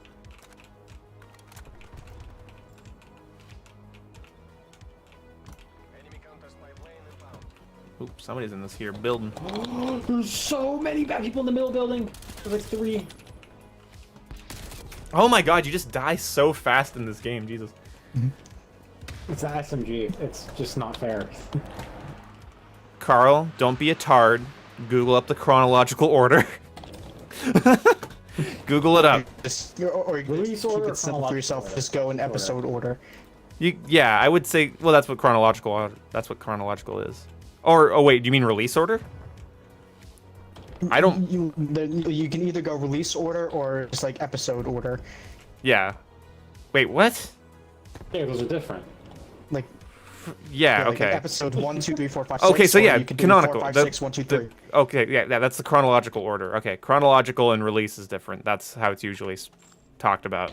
I was like, wait, episode? Like. Also, I always have to remember that, like, you know, it did get officially named to 4, and I always think, like, yeah, the first, if you went episode order, you'd go with Star Wars and then Empire, but it's like, nope, that's episode 4, A New Hope. You fucked me for a second. You fucked me. Yeah, by chronological. Sorry, I thought you were meaning like release order. No, that would be release order. That's why I was confused about the slight confusion. I was like, wait, I said the right thing. Chronological would be as the story unfolds, and then release order would be how the movies were released. Fucking stop concussioning me, you fucking cunts! God damn, this game's not fun. This gun is actually ruining the game for me. Yeah, I'm just dying so fast. Like, I'm not, like, aiming miserably either. It's just I know my enemy doesn't have to hit me very much. Yeah. I'm getting framed, too, even by the the MP63 or whatever. I just got framed by it across the road, even though I started landing hit markers first, because there's no flinch. God. I know my aim isn't perfect, it's just that I don't feel like everyone else's should be this good. Where it's like, I'm down to, like, a quarter health bar the moment I see somebody's, like, left arm. Fucking hell, they're just ready. Oh, I completely forgot about Rogue One. Star Wars. That was a good one. Star Wars Rogue One was good. sucks. I hate Star Wars. I actually don't. Why is this best play? Because it is. Yeah, these new guns are kind of ruining the game for me. I'm dying so fast as so I'm strong. trying to like warm back up to the game, and I'm just getting framed, and I feel like I need to go hug cover all game.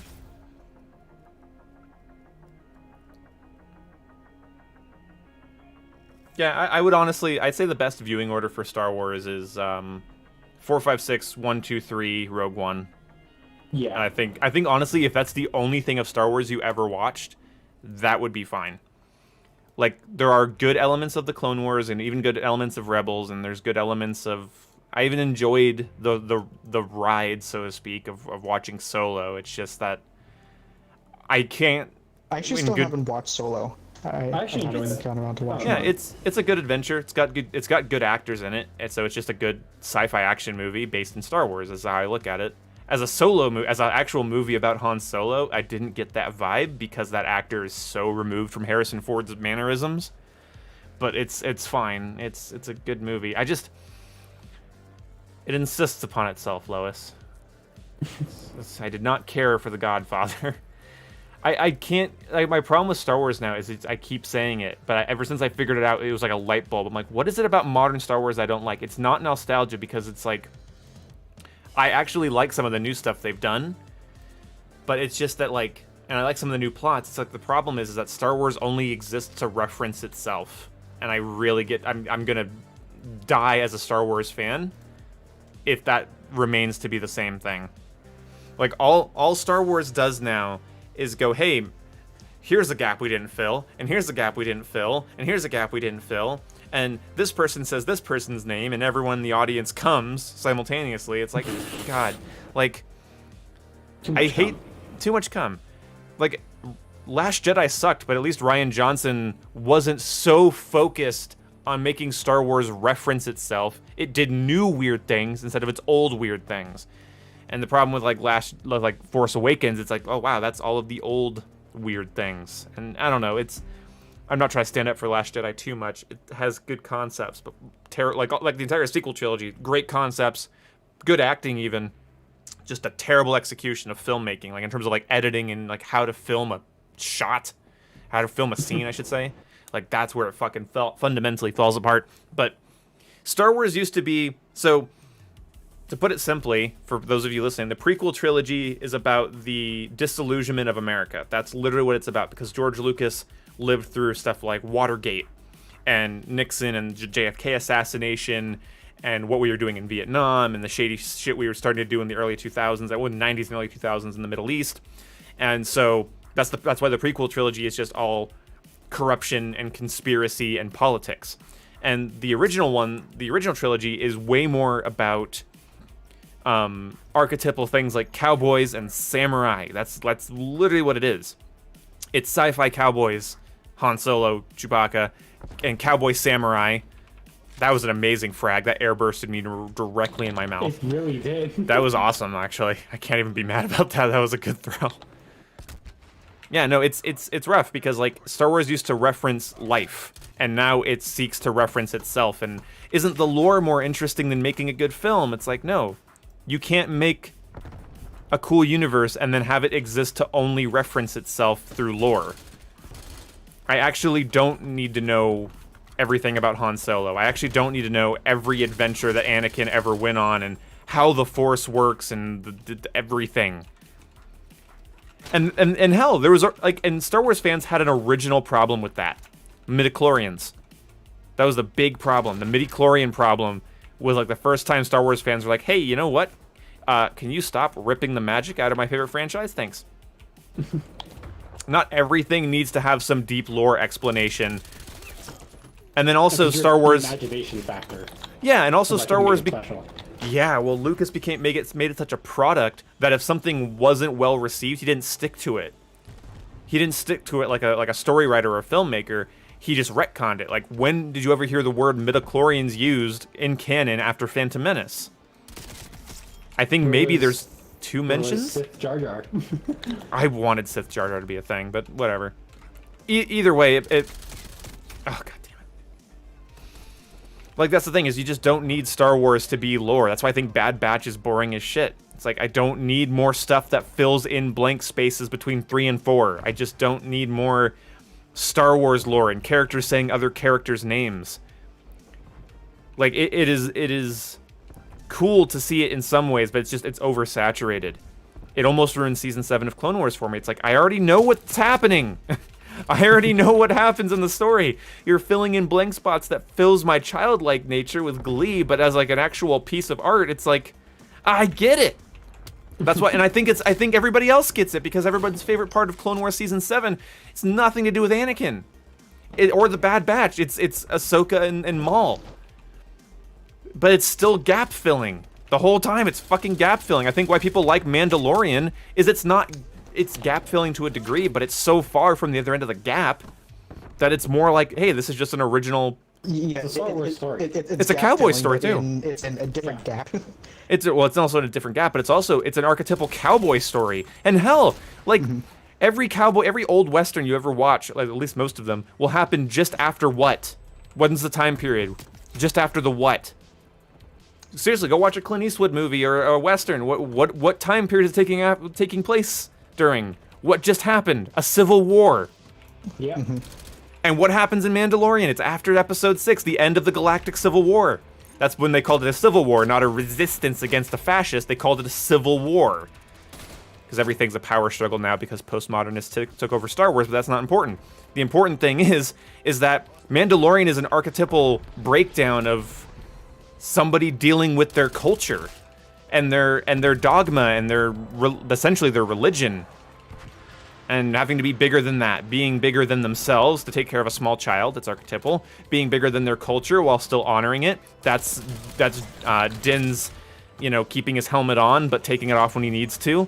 He's not shitting all over tradition, but he's also not a slave to it. It's archetypes. It's also the Old West story of the gruff, violent bounty hunter needs to civilize themselves and needs to let go of the trauma of their past. Okay, and we saw what happened with Anakin when you didn't solve the problems of your past. And this is the problem with like the sequel trilogy and some of the stuff in Clone Wars, is that a lot of it is like, what archetypal theme are you dealing with? It's a lot of nothing. Characters are brought in just to have nothing happen to them, like Finn, or characters are redeemed just to die. Completely unnecessarily, just for drama's sake. So it's not even good filmmaking, and it's not even meaningful filmmaking. You can have a bad film with a good point, but it's the new Star Wars movies aren't even that. There's almost no point, and it's bad filmmaking. That's just anyway. Star Wars just existing to tell you its own lore instead of being an abstracted version of life, which, by the way, was science fiction's original invention, was to be an abstraction of real life. Because it's able to separate you far enough. It's like, okay, so time-traveling Time Lords, so like Doctor Who, or the USS Enterprise in Star Trek, or the Stargate in the hit show Stargate, I don't know. It's fantastical enough to separate you, but then it shows you problems that are could happen in the modern world. Yeah, the term is surprisingly relevant for how fantastical it is. So that's what Star Wars was. Hell, I mean, Star Wars literally tells the story of Pinocchio, like the original trilogy, down to the son saving the father from the abyss. Like, it's super cool shit. And Vader's personal abyss was the dark side, because the dark side is a manifestation of a separate personality, which is why they're able to redeem themselves, and it's why the colors of their eyes change. It's because eyes are the window to the soul, and Lucas was like, yeah, so I guess when they go to the dark side, their eyes turn yellow, because the soul gets corrupted, and it can be uncorrupted. So that's why Luke's so important. Anyway, it's cool to me that Star Wars used to like basically tell archetypal stories about culture and history and politics even, and then it's just became, this person knew this person, and this person flew on this ship, and you remember the name of this planet? We're going back to this planet, and even Mandalorian does that to a degree, where it's like, look, it's the Tatooine episode. It's like, I get it. It's too much fan service. It's just constantly referencing itself. As someone who's writing sci-fi, it's good to hear advice like this. Yeah, if you a really good episode to watch of watch the 100th episode of Stargate and listen to the speech at the end of that episode. The further you can abstract, so the further fiction is from reality, but that the closer it can, like, the further it is from reality, the closer it hits to your soul, because you have to extract reality from it and then just go after the point. So basically you're focused on the point, not the imagery. Whereas movies that are set in modern day in conventional settings, you're more focused on, like, for instance, if you watch The Walking Dead, you're not really interested in the archetypal themes playing out. You're interested in, do they die? Because that's how it's panned out. But in sci-fi, when people are flying spaceships and firing lasers at each other and talking to aliens and going to, they're traveling through light speed, you're focused on the theme, not the imagery. So yeah. I never got why Kylo's eyes never turned yellow. Confliction. That's why his lightsaber was going haywire, because he broke his crystal. He's the best written character in that entire fucking trilogy. Because he's the perfect embodiment of a young person at the end of a culture war. Conflicted and angry and doesn't know who to even be angry with, or, he's incompetent but yet powerful, and he's all he is potential and trauma. That's great.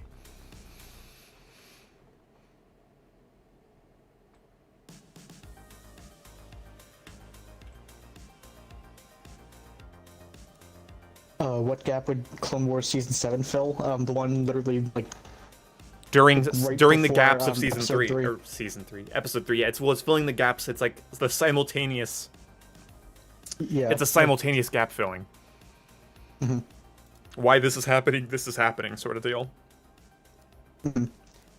And that's fine. It needed to do that because, like, Clone Wars basically put a big question in everyone's mind. Where the fuck was Ahsoka? And so you had to answer that question.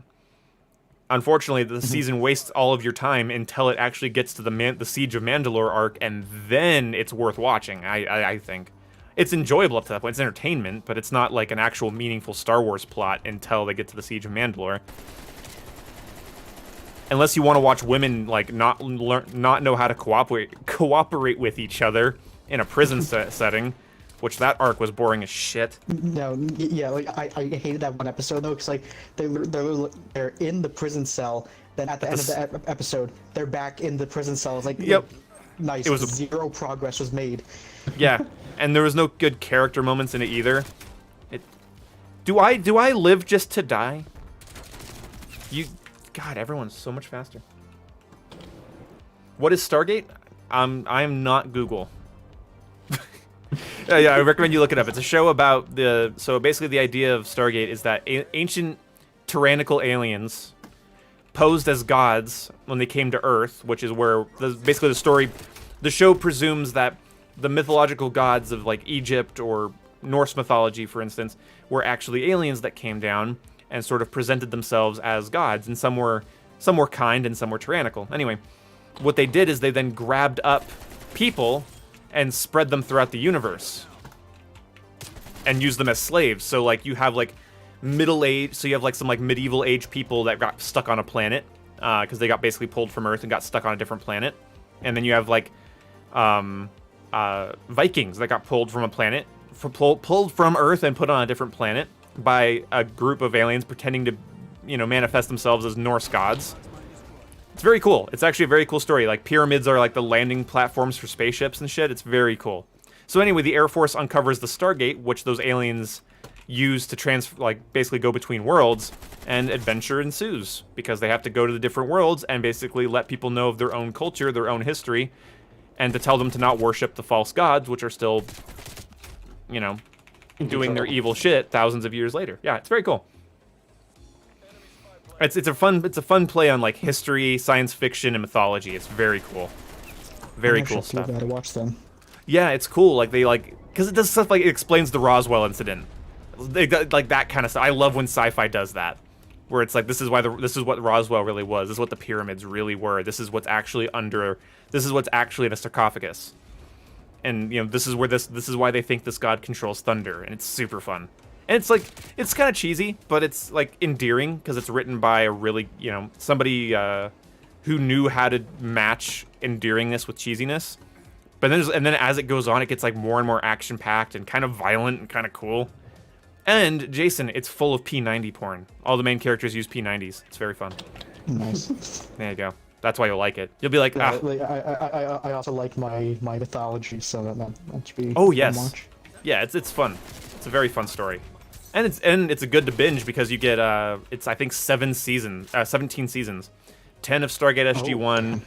Yeah, 10 of Stargate SG-1 and 7 of Stargate Atlantis, which is canon and takes place right after the end of season 10. It's very cool. Is it on Netflix or? Yes, the whole thing's on Netflix. Yeah. It starts off cheesy, but if you get through the first season and you like the concept, then you'll love how it progresses because each season gets better. Both in terms of budget, special effects, actors that they get to play different characters. And there's fun plots. Like, I'll tell you one, like, if this doesn't sound fun to you, you won't like the show. There's a plot where one of the main characters steals a little artifact, and then the other half of the artifact is on Earth already, and somebody buys it at a yard sale. And so through the entire episode, they're finding out that if two people touch the artifact, they trade thoughts. So they're watching each other's lives unfold if they're both touching the artifact at the same time.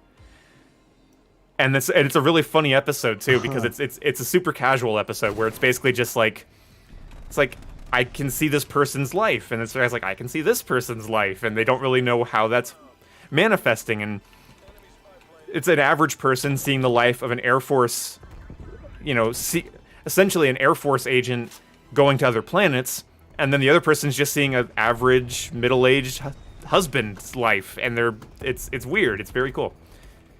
I actually like it a lot better than most other sci-fi shows because Star Trek, I think, is a little too mushy, and Doctor Who is a little too weird. I mean, I like both of them, but Stargate's the perfect balance for me. Have you played any of the God of War games? No, actually. Never was really into the original ones. I do own the PlayStation, the newest one that came out, and I want to play it. I have not loaded that up yet. So I still have to play that too. But it's apparently not very long. A later thing. Yeah.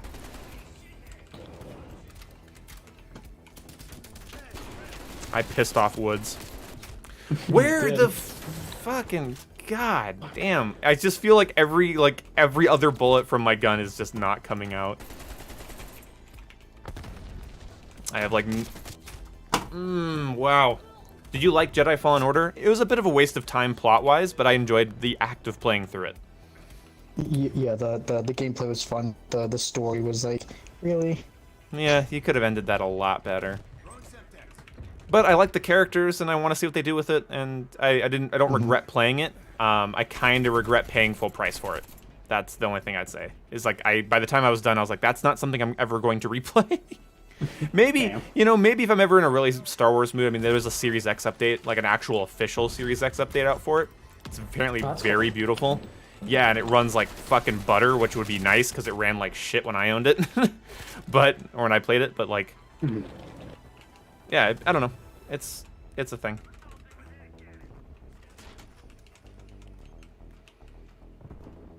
What do you think about people that say PlayStation exclusives are pretty much movies? Though they're not factually. God damn! If I just got like, okay, I don't care about the chat anymore. I'm gonna bitch about this. If I was missing and getting 0 hit markers, I'd be like, God, I suck. But it's the hit markers that I can count before I die that's really wearing on my soul right now. It's like I'm accurate enough to start getting hit markers, but apparently just shitty enough to not be able to finish the kill before they decimate me before I can react! What are you using? AK. Really? I'm very confident with the AK, but then again, it's rustiness, and I'm not positioning myself properly, and my accuracy isn't as good as it could be. Yeah, and I just got a complete fucking volley of headshot bullets from a Craig in me. Oh yeah, that's got power creep up the ass. You know what I like about Modern Warfare? I had that match of Modern Warfare with a short barrel, that crappy 11-inch barrel on the M4, the commando one. I made an M4 loadout with that was iron-sighted, and used it on Arklov Peak and got 35 kills with it and 11 deaths. Because the guns are good. Yeah. And you can, like, kill people. Even if your gun isn't the most optimal setup, you can kill people because Call of Duty's supposed to have a fast time to kill and snappy gunplay. Unless that's a hot take these days. If you want your fast time to kill, just use the best gun in the game. Right, exactly. What am I thinking? Why am I not using the thing that they M16? couldn't even bother to playtest. Yeah. Because it's like, you would think they would have had to play the game in order to implement the new weapons. It's just that 1-2 hit marker dead. Because she's a fucking tac rifle and 0 flinch. It's not even worth it, man. Anyway, so what? Okay, PlayStation games being like movies isn't factually correct, but I see what people mean. Some people are way more interested in mechanics than they are cinematics. So they're way more interested in the game's moment-to-moment playtime than they are like the overall plot and characters. Like one of the things that, like, you know, they're more interested in like how the game is designed than like who you're playing as. And I'm way more of a character-oriented person when it comes to a game. Like, I have no shame playing a game on the easiest baby difficulty if I just want to enjoy the character and their moveset and the aesthetic of the game. And I think that's what those games lean more towards. But it's also just factually incorrect, though, because, like, God of War has pretty in-depth combat. So does Horizon Zero Dawn. So does Spider-Man. So does Tsushima's combat is fantastic. It's a great balance of, like, kind of like easy and deep. It's so fun and satisfying. But yeah, no, it's hard because if you're more like game mechanic oriented, then you might not enjoy something like Death Stranding, or you might not enjoy something like God of War, because the weight behind the game, the reason you're there, the combat could be fun, there could be good gameplay mechanics. I'm not saying there isn't, but the reason you're there is to see where this character ends up, more so than anything else. So if you're not interested in that, then yeah, they'll kind of seem like pointless films. But I don't imagine like anybody sitting through like something like Spider-Man or Horizon Zero Dawn or Persona and being like, that was essentially a movie. Like, you're stupid. It's not Geometry Dash, no, but it's not a fucking feature film either. Yeah. Mm-hmm. Like, Red Dead Redemption 2 does a really so good mix, yeah. Uncharted's gameplay, yeah, Uncharted's gameplay too. Like, Uncharted nails cover shooting. Uncharted. Yeah, yeah, get that Nathan Drake collection. Dude, I'll tell you, next time it happens, Best Buy puts all those PlayStation Greatest Hits on sale for $10. Okay, like several times a year. That's how I got, like, a shelf full of PlayStation games to, like, put into my backlog for, like, $50. I had, like, 5 games. And they're physical resellable copies, which I like. Ooh. I was a little frustrated when Kingdom Hearts 3's cinematics didn't reflect the gameplay. I've always felt that way about Kingdom Hearts. There's always that it's like, really like, big... Like Sora's just smacking the Heartless, just like one hit. It's like, why can't I do that? Yeah, you can now in Kingdom Hearts 3. You can put a modifier on. Yeah, because you can put like the modifiers, but like not just like during regular normal gameplay. It's like, yeah, like what happened? It's just like, was that one already weakened? Like, I don't know. Yeah, and also like I wish, you know, like this, like the cutscenes in the story never like deal with the fact that Sora has transformations, and the characters refuse to mention that he keeps turning into a Heartless. There's a little bit of disconnect in Kingdom Hearts between plot and gameplay, but it never's bothered me. I just notice it, you know. I shouldn't say it bothers me ever. It's like I notice it and I go, I kind of wish that, like, why doesn't Goofy have something to say about his best friend transforming into a heartless monster and decimating other enemies, like with vicious force, and then turning back to normal? Like, nobody has anything to say about that? Okay, whatever. Final Fantasy 15's way better at that. Does that? Yeah, FF15's way better at that. Like, if you'll be playing FF15, and Prompto, the gun-wielding character, will, like, get, like, a headshot, and, like, the characters will, like, point it out, and it's kind of fun. There's really good back-and-forth dialogue between all the characters when the action's happening. It's super fun. What's your opinion on Sonic? Sure is fast. Nice and simple. It's nice and simple. Oh, yeah, that's right. They're doing that High Republic area. High Republic's such a boring time. Like, why make a story about when there were 0 Sith around? Yeah, because that was like a peaceful time, right? Yeah, well, yeah, because Maul was the first Sith that they encountered in 1,000 years. Obi-Wan killed the first Sith in 1,000 years, I'm pretty sure. It's either 100 or 1,000. It's a long time. Like, I would like to see Old Republic. I'd much rather see Old Republic than High But Republic. things like just thinking about that though, like how embarrassing is it, like, for like a trained like Sith assassin, like Darth Maul, just to be cut down by a Padawan.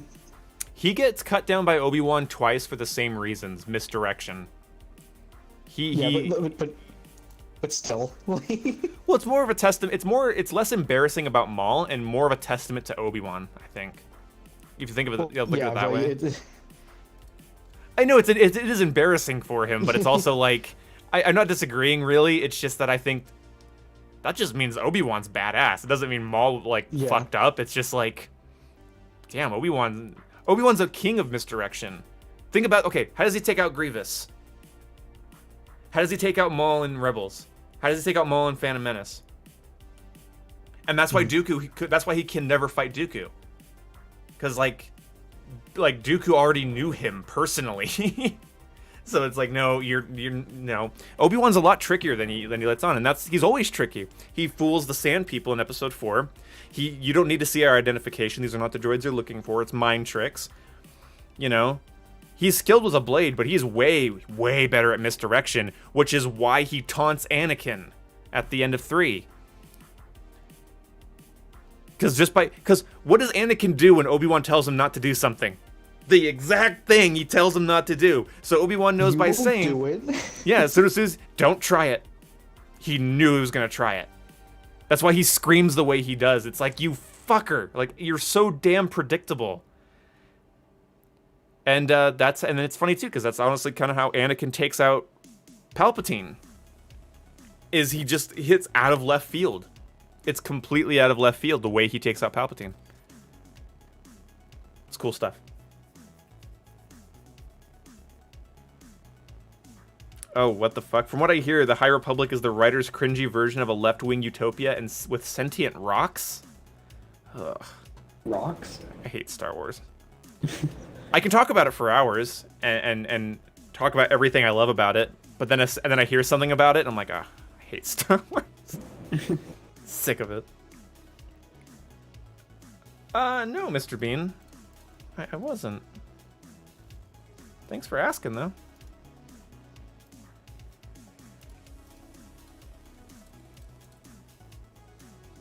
Alright, I'll play, let's see, how long have we been going? About 2 hours? Do another match or so. Final duel was like 2 seconds? Yeah, well, because Obi-Wan changes his stance. So every form has a starting stance, and Obi-Wan changes his 3 times. So Maul had no idea what the fuck was going to happen. And also, when he switches to... because the final stance he switches to is the one that he sort of creates in the desert. So he starts off with the, you know... I think, does he start off with Qui-Gon stance or his Clone Wars stance? But his warrior stance... I thought that's what I thought he ended with the Qui-Gon stance. Absolutely not. He ends with his... He holds his lightsaber down in front of him, which is the pose he makes when Vader fights on the Death Star. It's directly down in front. He goes, I'm a warrior. Because I remember this because Sam Witwer, the voice actor for Maul, was talking about this. He says, basically, I'm a warrior. I'm my master. No, I'm Ben. And he holds the blade directly in front. So, like, I think that's what it is, because that's the fighting style he takes in New Hope when he fights Vader, is the lightsaber directly in front. Yeah, because I'm trying to remember that scene, because I do know he did the Qui-Gon stance. I just didn't remember like when he did it. I think that was like a way to taunt him too. I think that was a way to taunt Maul a little bit, you know, because that's the pose that Qui-Gon made just before he got taken out. So it's like, so he's like trying to figure it out. Like, Obi-Wan doesn't have all the answers yet in that scene. Like, there's no reason for him to do 3 stances before a fight, but he does. It's very cool. Oh yeah, I don't dislike it either. It's one of my favorite duels in canon as well. Just because it's more of a testament to my favorite Jedi, which is Obi-Wan. My favorite Jedis are it's generic, I know, but it's Obi-Wan, Luke, and Anakin. Because they just all have such interesting little things about them. It's fun to watch. Uh-oh. There's bad guys on this map. Yeah, they have a sniper on the left side. Cool.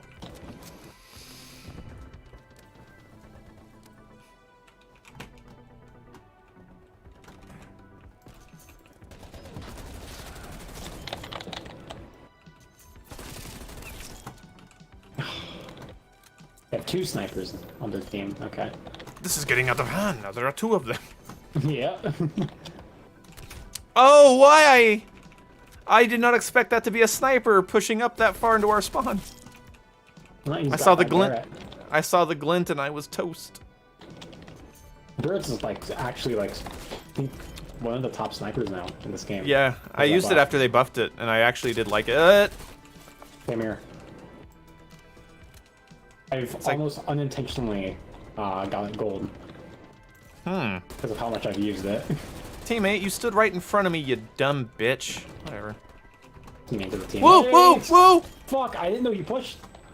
Yeah, I don't know why he's just walking up on us. He moves so slow, like wasn't sprinting. He didn't register in my brain as a... Yeah, you just walked by. That was a tomahawk going through your head, by the way. Mm-hmm. I smelt it. Behind! Sniper. God damn it. Hit him with the cane! Yes. Oh, okay. Hey, what's up, Poise Killer? Just finished watching Batman Begins and The Dark Knight. Dang good movies. Been a little while. How's it been? Hey, Poise Killer. Nice to see you. Hope you're doing well. Those are good movies. Just finished watching Batman Begins. Watching the... Wait, Batman... Oh, Batman Begins and The Dark Knight. For some reason I thought you meant Batman Beyond. But yeah, those are good. Those are the Nolan movies. Those are good.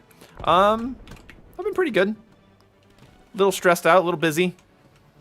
But overall doing pretty well and, you know, falling in love with Cold War over here. I think that's a lie. No, I'm falling in love, dude. I think this is my main game now for the rest of the year. I think I'm just gonna grind this shit out. I don't know about that. Oh, there's a sniper over there, Jake. Yeah, it sure is. Oh, man. He's on the crash satellite in the back of the spawn. Of course he is, because I can't see that. Oh, of course. God damn it. Opinions on Batman Beyond? I love Terry McGinnis. I would love a Batman Beyond video game with Kevin Conroy voicing old Bruce. That would be fantastic. It'd be such an amazing open world game. Okay, I'm just getting sniped constantly. Alrighty then. Okie dokie.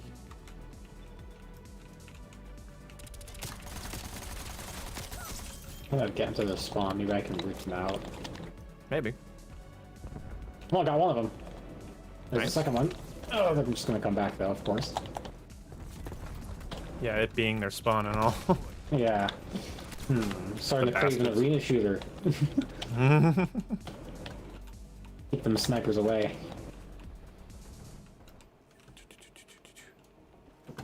I'm assuming you've heard of Splitgate, right? 'Cause No. that's been like, really? No. You're kidding. No, I've heard about it. I've heard a lot about it, and people keep asking me to Okay. play it.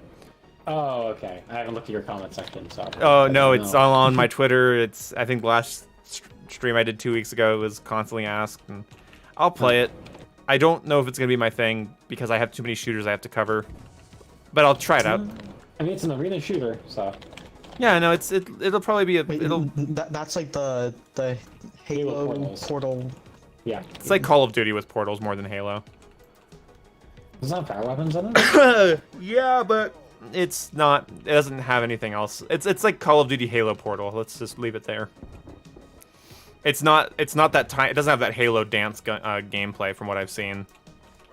Looks a lot more like Call of Duty when it comes to moment gunplay. Woo! But I'll try it out. Could be interesting. Holy fuck, I don't even know where I got shot from. God damn it.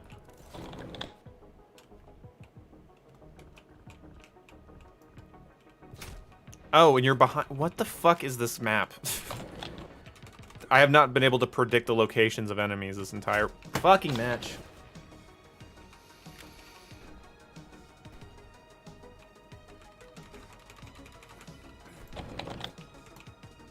Oh, all I do is pick up a sniper, and I'm destroying the snipers with a sniper. That's what I'd like to be doing right now, but I'm so bad. Yeah, god damn it. I hate this scope. I'm taking the scope off, that's for damn sure. I hate this multi-zoom 20x bullshit. I do not like it at all. Oh, the 20 times is weird. Yeah, you know what? Iron sight time. Don't care anymore. Yeah, Iron Sight Barrett? No, Tundra. I like the Tundra. Ah, okay. Iron Sight Barrett, that's just a better DMR. That's true.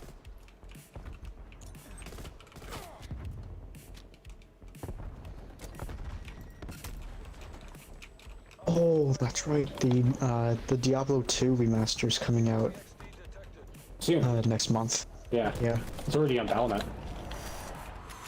Okay. Hitmarker? Like, I really want to play that. Then play it. I don't think that's the answer you're looking for. It's Oh. one of those games that that I used to play with my dad a long Okay. time ago. So has that nostalgia on it? Yeah. Yeah, you gotta get that. Yeah, and like one of the classes you can play as is a necromancer, and I remember like when I saw that I was like, I need to be that. Nice.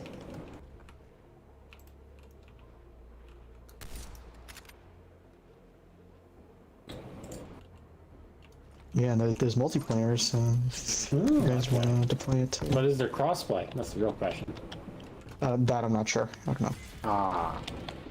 That'd be a shame if it didn't. With most games having crossplay. Wouldn't Diablo just be a game you'd want to get on PC anyway? Yeah, but it's Yeah, it could also be on PC. true. Yeah, it's not gonna be like a graphics hog or anything. Not exactly something that would function well with a controller. Yeah, I feel like the inventory management or whatever would just be kind of annoying. So I actually don't really remember much about like the actual like gameplay of Diablo. It's been a very long time. I mean, it's the same gameplay as Minecraft Dungeons, because Minecraft Dungeons got inspired by it, if I remember correctly. Diablo's a Minecraft Dungeons ripoff. That's not what I'm saying, but they are But I'm sure there's someone somewhere that genuinely thinks that, like, why is it ripping off Minecraft Dungeons? No, Oh, yeah. It's like, and the person saying that is like the original game's older than you. yeah. Yeah, because what did God, Hitmarker Diablo 2 again. come out? You guys have seen that shit on tour. People are like, COD copied Fortnite skin. Yeah, the skin that they're saying is a copy is because it's based off of like Japanese. Oh, yeah, folklore or that's something like that. yeah. Yeah, Fortnite They really owns do Japanese culture now. I guess so. It might as well just be Disney at this point. Yeah, you just own everything. That's fine. Whatever. Oh my god. So Diablo 2 came out June 29th, 2000. Nice. God. Isn't it It's a year and crazy? 3 days younger than me. Isn't it crazy that that's kind of how old Kingdom Hearts fucking 1 is? That does not. That's insane. It does hold up fairly well. Yeah, like for that old, like that should be the shittiest game in the world. Yeah. It's Disney Interactive from the early 2000s. It should be horrible. I hear a death machine. Farts. No bullet pen. Sad face. These houses are made of Adobe, if you didn't know that. Okay, that's a really strong material. About as strong as Adobe? diamond. That's the material these houses are made of, right? Or is it made of mud? I don't know. I don't fucking know. I don't analyze the structure of houses. I don't know how Video games. desert people live, Jake. Alright. Ask the Star Wars fans. I'm not They a know. desert person.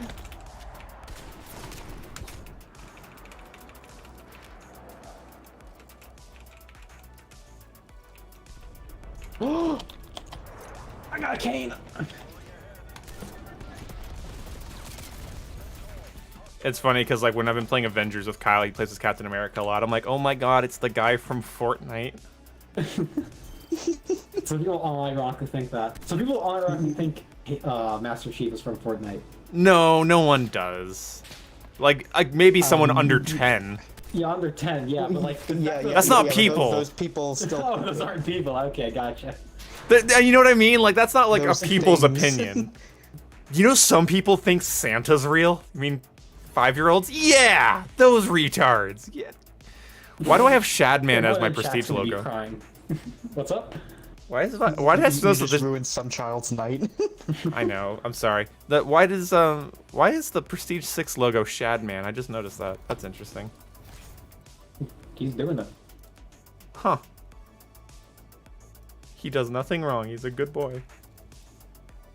Or just in your video of your fluctuating ping. That is very Yeah, it's fluctuating. bad. Bad.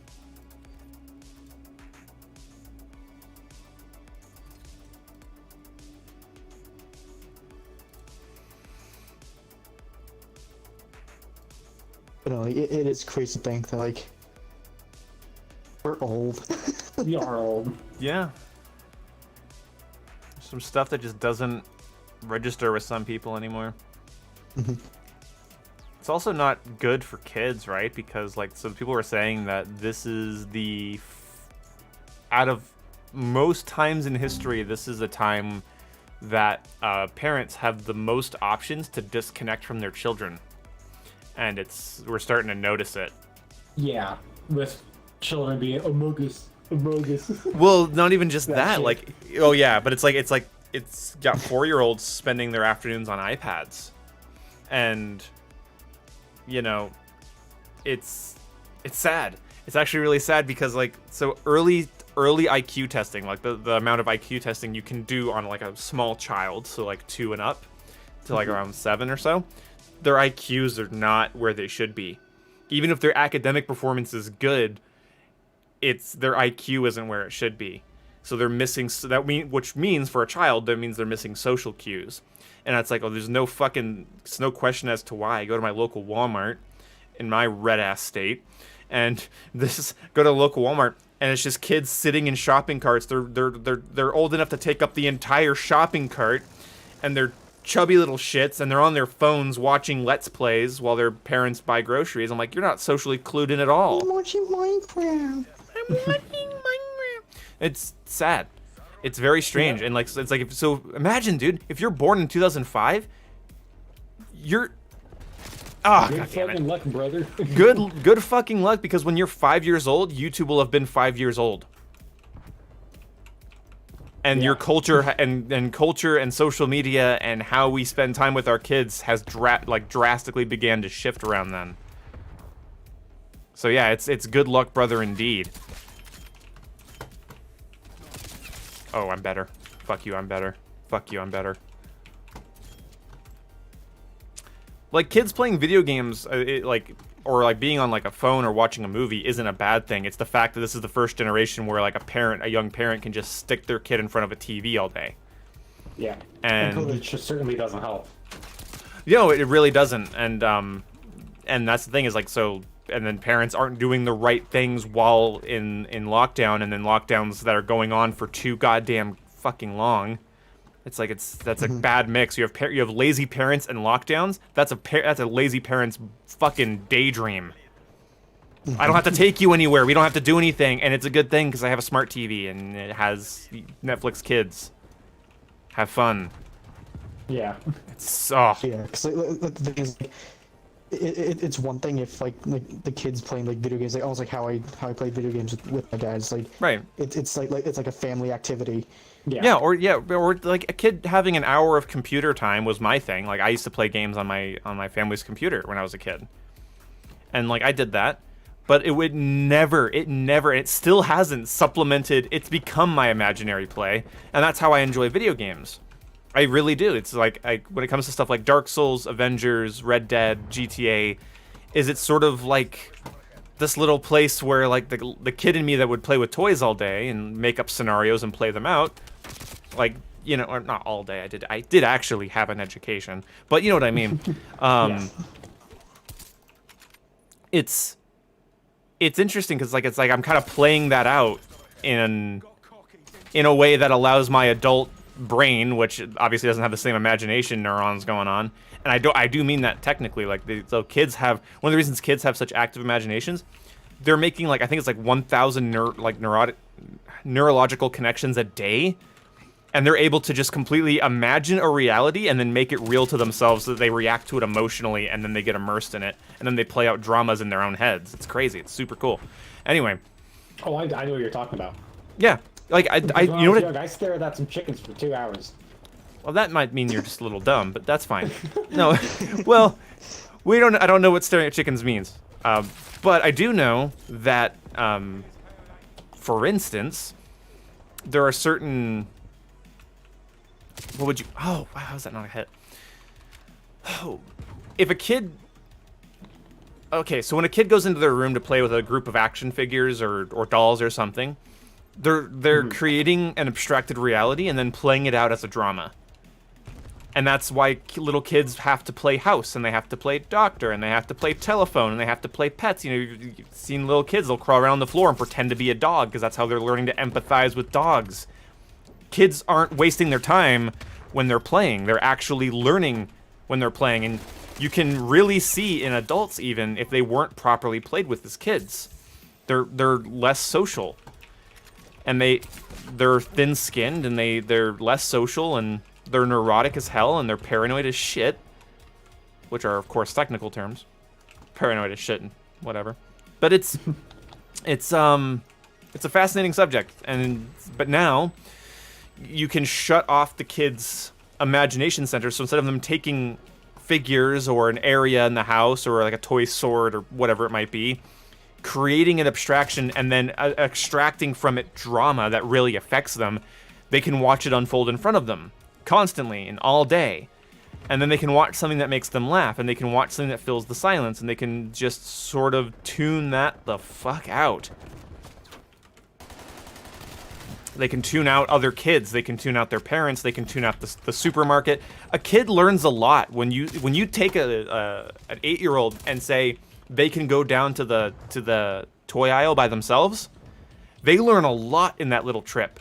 And when they come back to the food section and the parent's not exactly where they expected them to be, and they have to maybe hunt them a little bit, that builds some really important connections. And it toughens them up a little bit, and I see more kids. I don't see kids by themselves in stores. I don't see kids by themselves. I don't see them actually getting pushed out into the world. The parents are coddling them. Here, sit in the cart so you can watch your YouTube video. And that's the cool thing about a toy aisle, right? A toy aisle gives a fucking kid a destination. That's fun. Like, what kid doesn't want to go look at all the toys? So you say, go to the toy aisle. It's not a job, but it's work. It's not a job, but it's work. When you're 8, to go to a toy aisle by yourself, it's kind of scary. And because if your parents have any sense, they tell you, be careful. They don't, put you on a leash and have you walk behind them all the time. They tell you to be careful and what to do during certain situations, and that prepares you for the world. So parents don't have to do that now. They genuinely don't. They don't feel the need to. And the lockdowns play on this is what kind of scares me about some of the people that, like, they're sort of like, you see, like, there's people that are, like, they're cautious about COVID, as they should be, and then you have people that are like, this is the new normal. It's like, no, it absolutely isn't. No, let's get past this. you actually are gonna have to let go of this, because it's perfect for introverted, antisocial, stupid people. It's perfect. It's everything they want.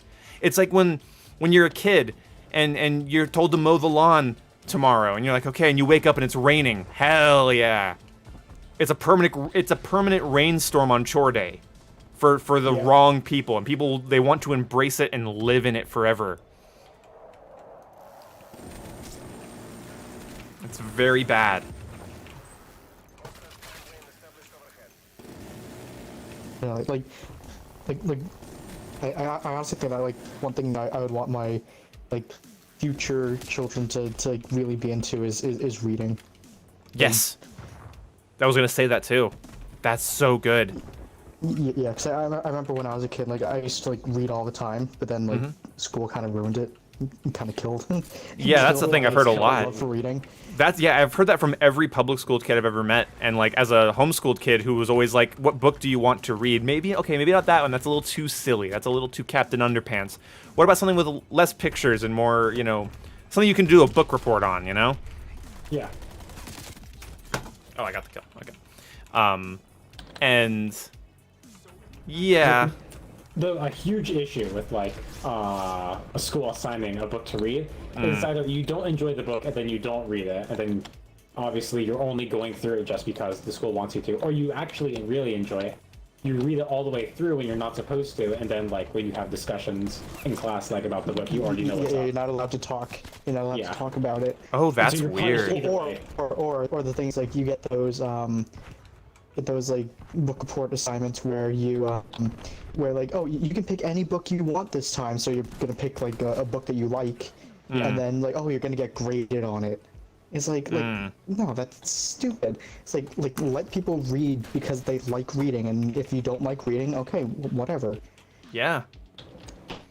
It's like I don't know. It's because like I will say like there were like some just like assigned like reading things in like middle school and like high school that I actually did kind of like there's like a really small handful of books that I thought like these were actually really good. I actually took the time to read it, but like most of them were just like, why am I doing this? Like I can't do this anymore. Like I'm gonna be tested on this chapter next week. Is like, and I just go to Spark Notes. Yeah. Yeah. It's sad. And it's hard because like art and literature being graded is always hard. You can ruin a kid's love for drawing or painting or reading. Yeah, by forcing them to do it. Yeah, because it's obligatory fun. Like that's why I've always had a little bit of a disconnect with my family, is because whenever a holiday is about to come up, everyone sort of gets into this hyper mode. It's like everything's got to be prepared and everything's got to be perfect, and it's sort of like this obligatory setup of fun. And in my head, fun happens if you're lucky.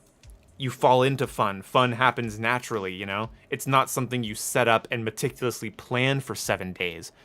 So I have a big problem with that. I really don't like, and also I have anticipatory anxiety. A lot of people do. If when they're doing something, they're fine, but if they anticipate it for longer than 10 seconds, it makes them sick. And so if you have that, so you have a little bit of that anticipatory anxiety, and then you're told you have to read this book and you're going to be graded on it, that anticipatory anxiety will just destroy your you won't be able to get into the book because you have to be clued in for the assignment. And I didn't realize how bad that was. That's horrible. Mm-hmm. And and then there's the problem of like modern kids not being told how to fucking pay attention to film.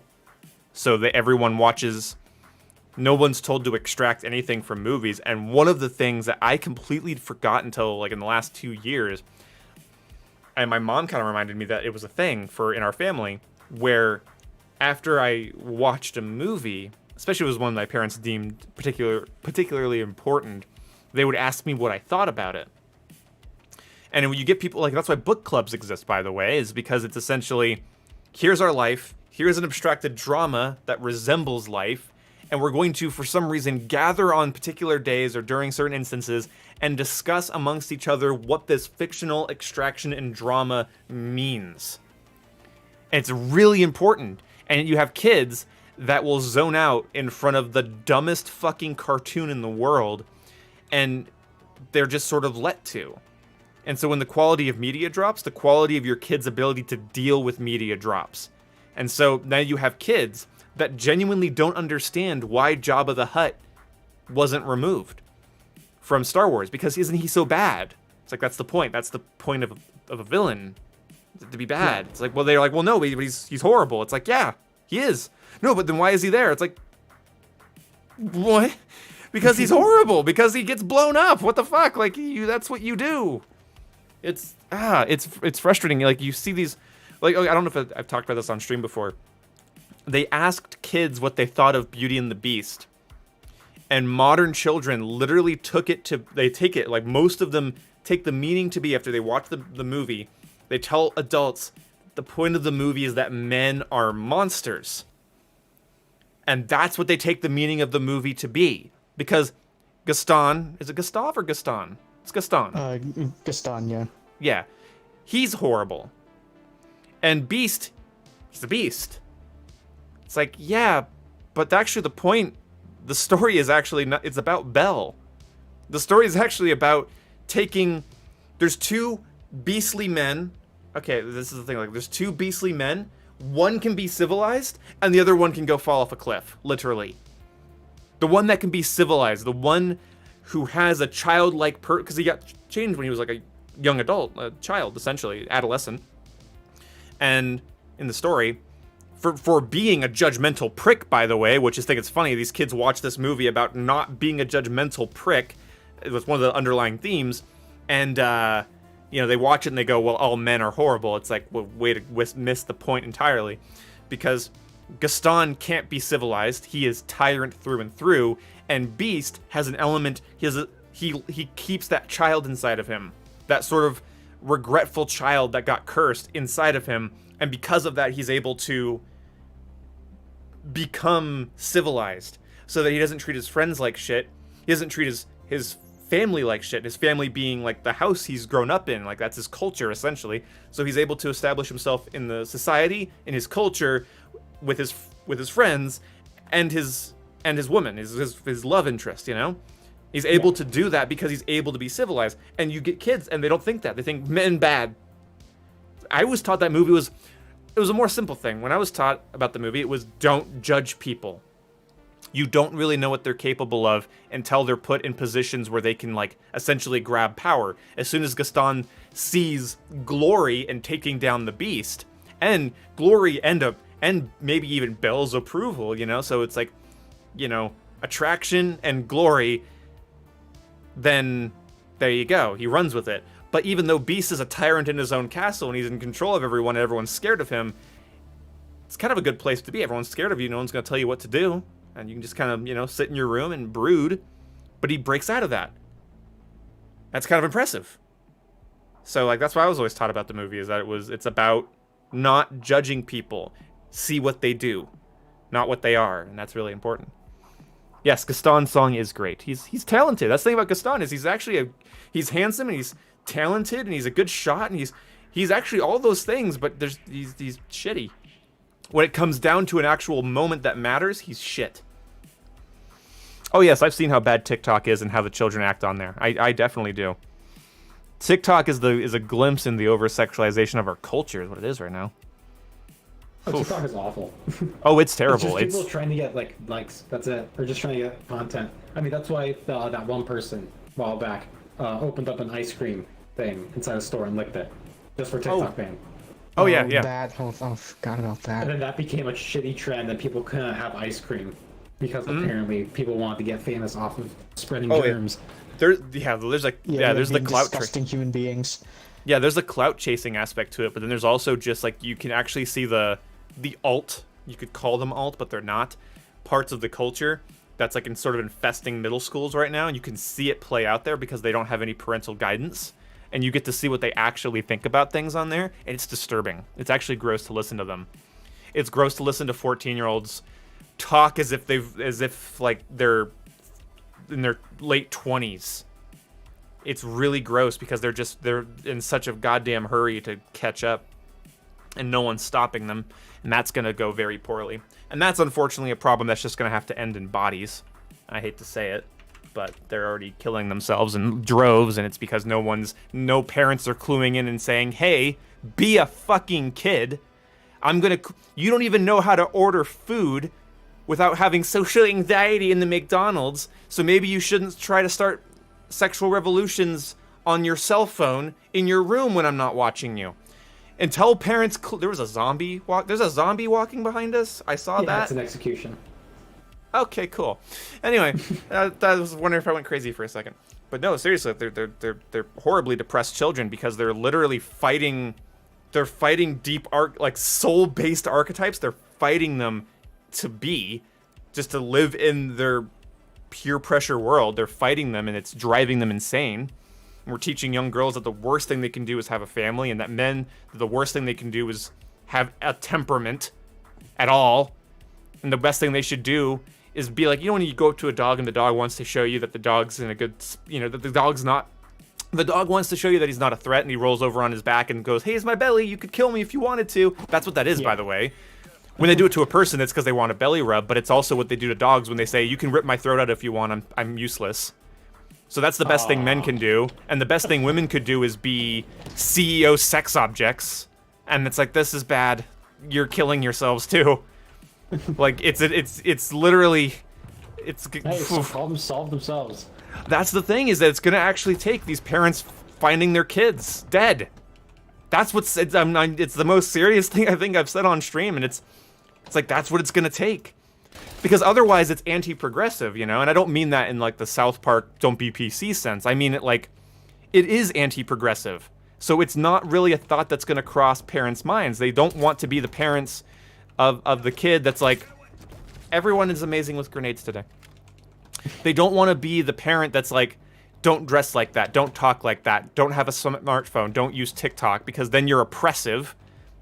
And then your kid can't interface with the culture. It's like, yeah, but the culture's killing your kids. So you'll just have to watch that happen, I guess. I'm sorry you have to learn it that way, but that's what's gonna happen.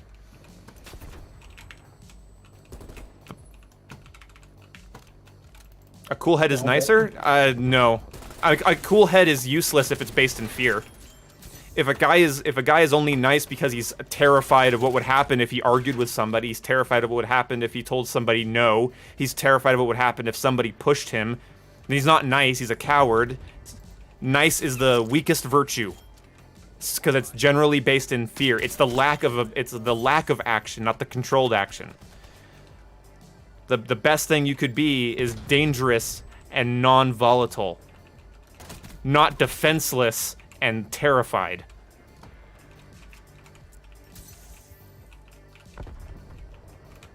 Fuck, I wanted to do something cool there and I got crossbowed. I should run the crossbow. Yeah, I was thinking about running it after I got died to him. Yeah, it's like, that's kind of that's a bullshit weapon. I wouldn't mind bullshitting people with it. It is kind of fun. Yeah, it's bullshit, it's fun. Although I'm actually really enjoying my iron sight snipes right now. Ooh. Yeah, it's nice, man. Like, my game actually looks... I'm getting over 100 frames, and the game still, like, looks clean, and I can see my iron sights, and I can see the enemies behind them. Hit marker. Be a kind monster. Well, be a socialized monster, you know? Like, you can... Like, Nelson, I forget his last name, in The Simpsons, but the bully, that guy. Yeah. He's like a perfect bully. He's actually a likable bully because he's... Like, I remember one of the times he, like, hits one of the kids, and he's like, that's for wasting the teacher's time! Like, it's always, like, a corrective bullying. It's, like, the perfect kind of, like, it's, like, he's almost like the ideal kid in that way. Bart's the same way, actually. Where it's sort of like, I'm not nice all the time. But you're wasting the teacher's time, and you're being annoying. You're bothering everybody in the room, and I'm the one that's gonna bap you across the head for it. Like, it's actually not bad. Like him. Oh, I would love... Oh, God, more kids like Nelson. And it's hard to balance it, and you're going to be mean, and not everybody likes Nelson. Nelson doesn't get invited places sometimes, but Nelson also is one of the only people that tells the truth in the classroom alongside Bart. So, like, Lisa's... like, that shows such a good dichotomy of, like, how shit plays out.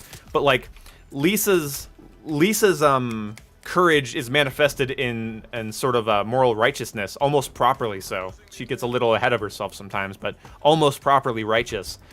And then Bart's comes from being pragmatic, like, don't be shit. It's just don't be shit. Don't be shit, yeah. Yeah. Nice and... Yeah, good and nice are very different things. And being cool-headed, again, it's nice, yeah. Stoic, cool-headed people are great. And that is a... You know, you don't want someone... Again, you don't want volatility, you know? Like, basically, then you're dealing with a big temper tantrum throwing 2-year-old that can't articulate anything they want. Like, you ever deal with, like, those people that are... I haven't dealt with them in a while because I haven't been in game chat in a while. I don't go out in social spaces where these types of people would really be. But, like, you forget that there's people... They cannot articulate a thought. Oh no, that when I was playing Double Agent a few times, I find those people.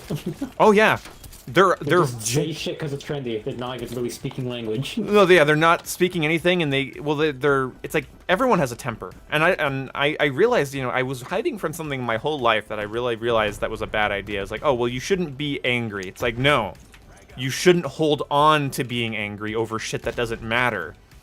But there is no point in taking the things that bother you and ignoring them because it might inconvenience other people. What you do is just not inconvenience other people. That's what you do. You don't. Easy how that works. Yeah, right. You can actually be. I want to be evidence that you can kind of be a likable asshole, and it's not a trope. It's not something that's on TV. Because being an asshole, really, if you're being a good, well-balanced asshole, what you're doing is you're telling people things they don't want to hear. Right? That's what that means. It's like you're telling you have to be the well-balanced asshole. You do.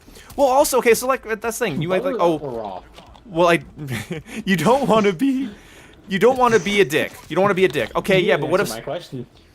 What if somebody spits in your mom's face? Oh, you is the best virtue kindness there? Is being cool-headed a virtue there? Somebody breaks into your house, is the best thing you can do is give them a benefit of the doubt? Somebody kicks your dog, what do? That's the thing, is like, you know, you get parents, right, that are like that, where their kid, like, they want to be nice so badly that their kid will start, like essentially stabbing hamsters and punching little kids. And they're like, I don't want to tell him no. It's like, yeah, because he's not going to like you when you do that. And you're not actually nice, you're terrified of not being liked. You'd be terrified of a murderer not liking you. You'd be terrified of the people they'll get into these home invasion situations and they won't pull the trigger, and when they're asked why, it's they don't want the cops to think they're a killer. It's like, yeah, well, you're very lucky that the person that broke into your house just wanted your fucking TV and got scared. You're very lucky because you don't get to play what are you here for during those situations. Or when somebody spits in your mom's face, you don't go, I wonder what kind of day you had. No. It's garbage. Do you leave that the fuck alone? God, man. But yeah, it's... Anyway, jokes are jokes. For the most part, nobody has to like your joke. That's the thing. Like, yes, it's if something's a joke and people can't take it, that could mean they're a little soft and that, you know, maybe they could lighten up a little bit. But it's also like nobody has to like your shit. That doesn't mean, just because jokes are jokes doesn't mean everyone has to find them funny all the time. That's for sure. It's a little social balancing act of, I don't like that you did that, but I understand that you didn't mean anything by it, so I'm not going to let it define our interaction. That's a good thing to know how to do. I get those jokes are jokes people. I'm a jokes is jokes person, honestly. I really think that you could say the most fucked up thing in the world to me, and as long as I know who you are, I'm not going to assume. Yeah, I'm not going to assume the worst of you for saying something. Ooh, that was actually a good match. That was a good match for me as well. Yeah.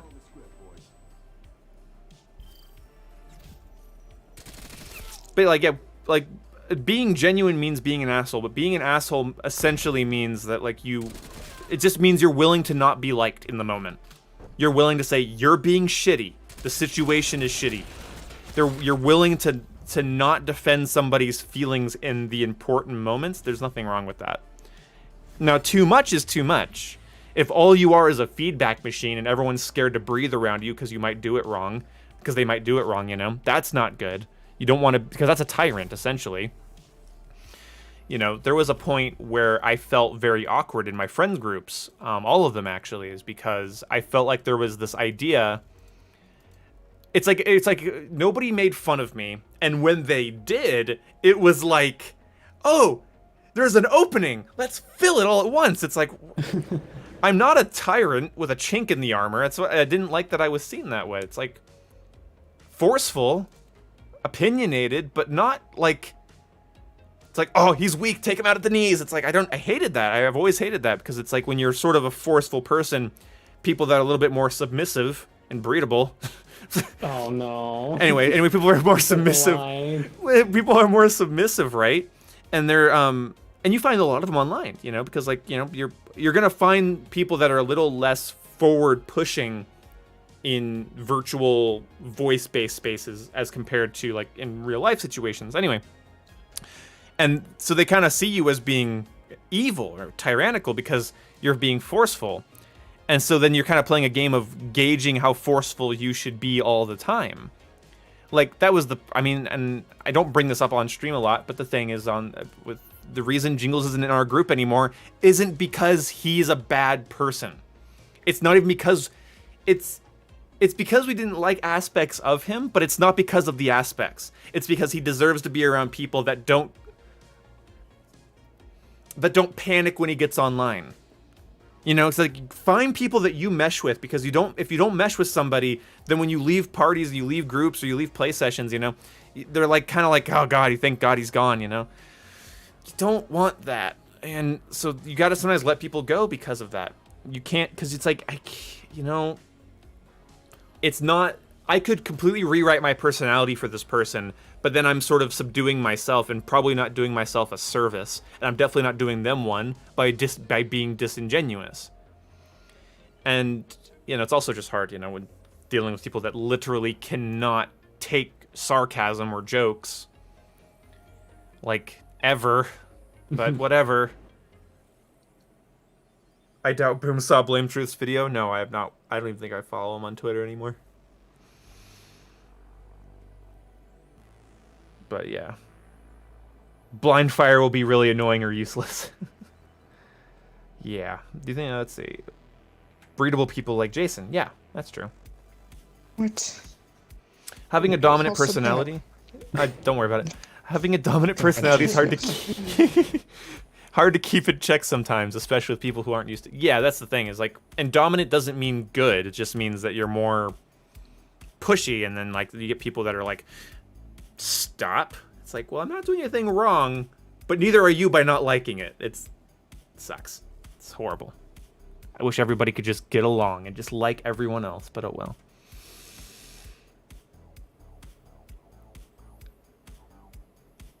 I'll tell you, actually, Carl, the best way to deal with that, so you said, people call me an asshole, they say I want to be right. I'm definitely not. I just have strong opinions, and that seems to annoy people. Well, first of all, you're probably being annoying. That's something I've learned over the years. If every time you share an opinion, people treat it as annoying, you're probably being annoying. That's probably the common denominator, is how annoying you're being. The second thing is if you want to argue with people in the best way possible, you'll still probably frustrate them, but they won't be able to be mad at you, personally. Ask them questions.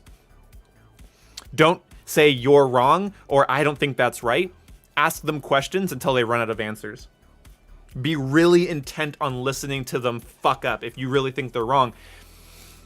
But if they're able to give you answers and they're confident, concise answers, and you're able to actually be mature enough to listen to them, then they actually might know something you don't, and maybe your opinion falls apart flat. But yeah, if everyone's annoyed, you know, if you annoy people around you, it's likely that you're annoying. That's how it is. I get that.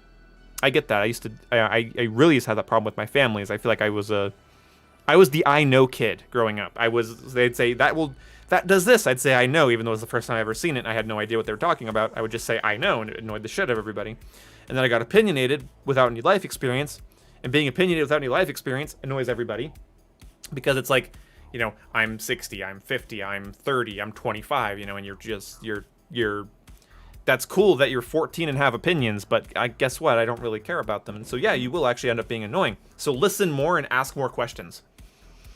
That's the best way to build your opinionated resume for later in life. Just ask questions. And then pay attention to their answers and when they can't. It's like with asking questions, though, be sure you're asking the right questions. That's gonna be super. I can't even get into that because like that's dependent on the topic and the subject, and that's gonna you're gonna have to read that. The things and also that on top of that means you have to like listen and pay attention. Oh yeah, well, and that's the thing. If somebody has an opinion and you don't agree with it, and you ask them to clarify it, and that annoys them inherently, initially, like just like initial like fuck you for even questioning me, then it's like you have to know just when to drop it. Then it's like. Well, you win. That's the thing, is like you can't win. It's not about winning. It's like, actually, no. Like if you are in an argument with somebody, you ask them a question about their opinion.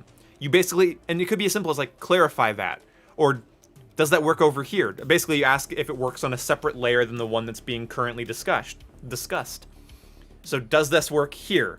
and they go, and they implode, and they get mad at you, you drop it, and you win. And they know you won. They won't act like it.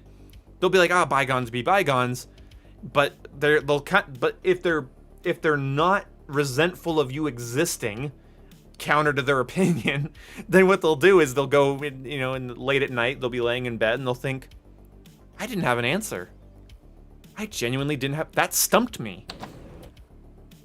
And, so there was a really good engagement I had. I'll end the stream with this story, actually. This is a good story. So 2 weeks ago was my nephew's birthday party, and he brought his friend over. And, she's a, 17-year-old confused person and very trendy, and I don't know. I don't want to get into that.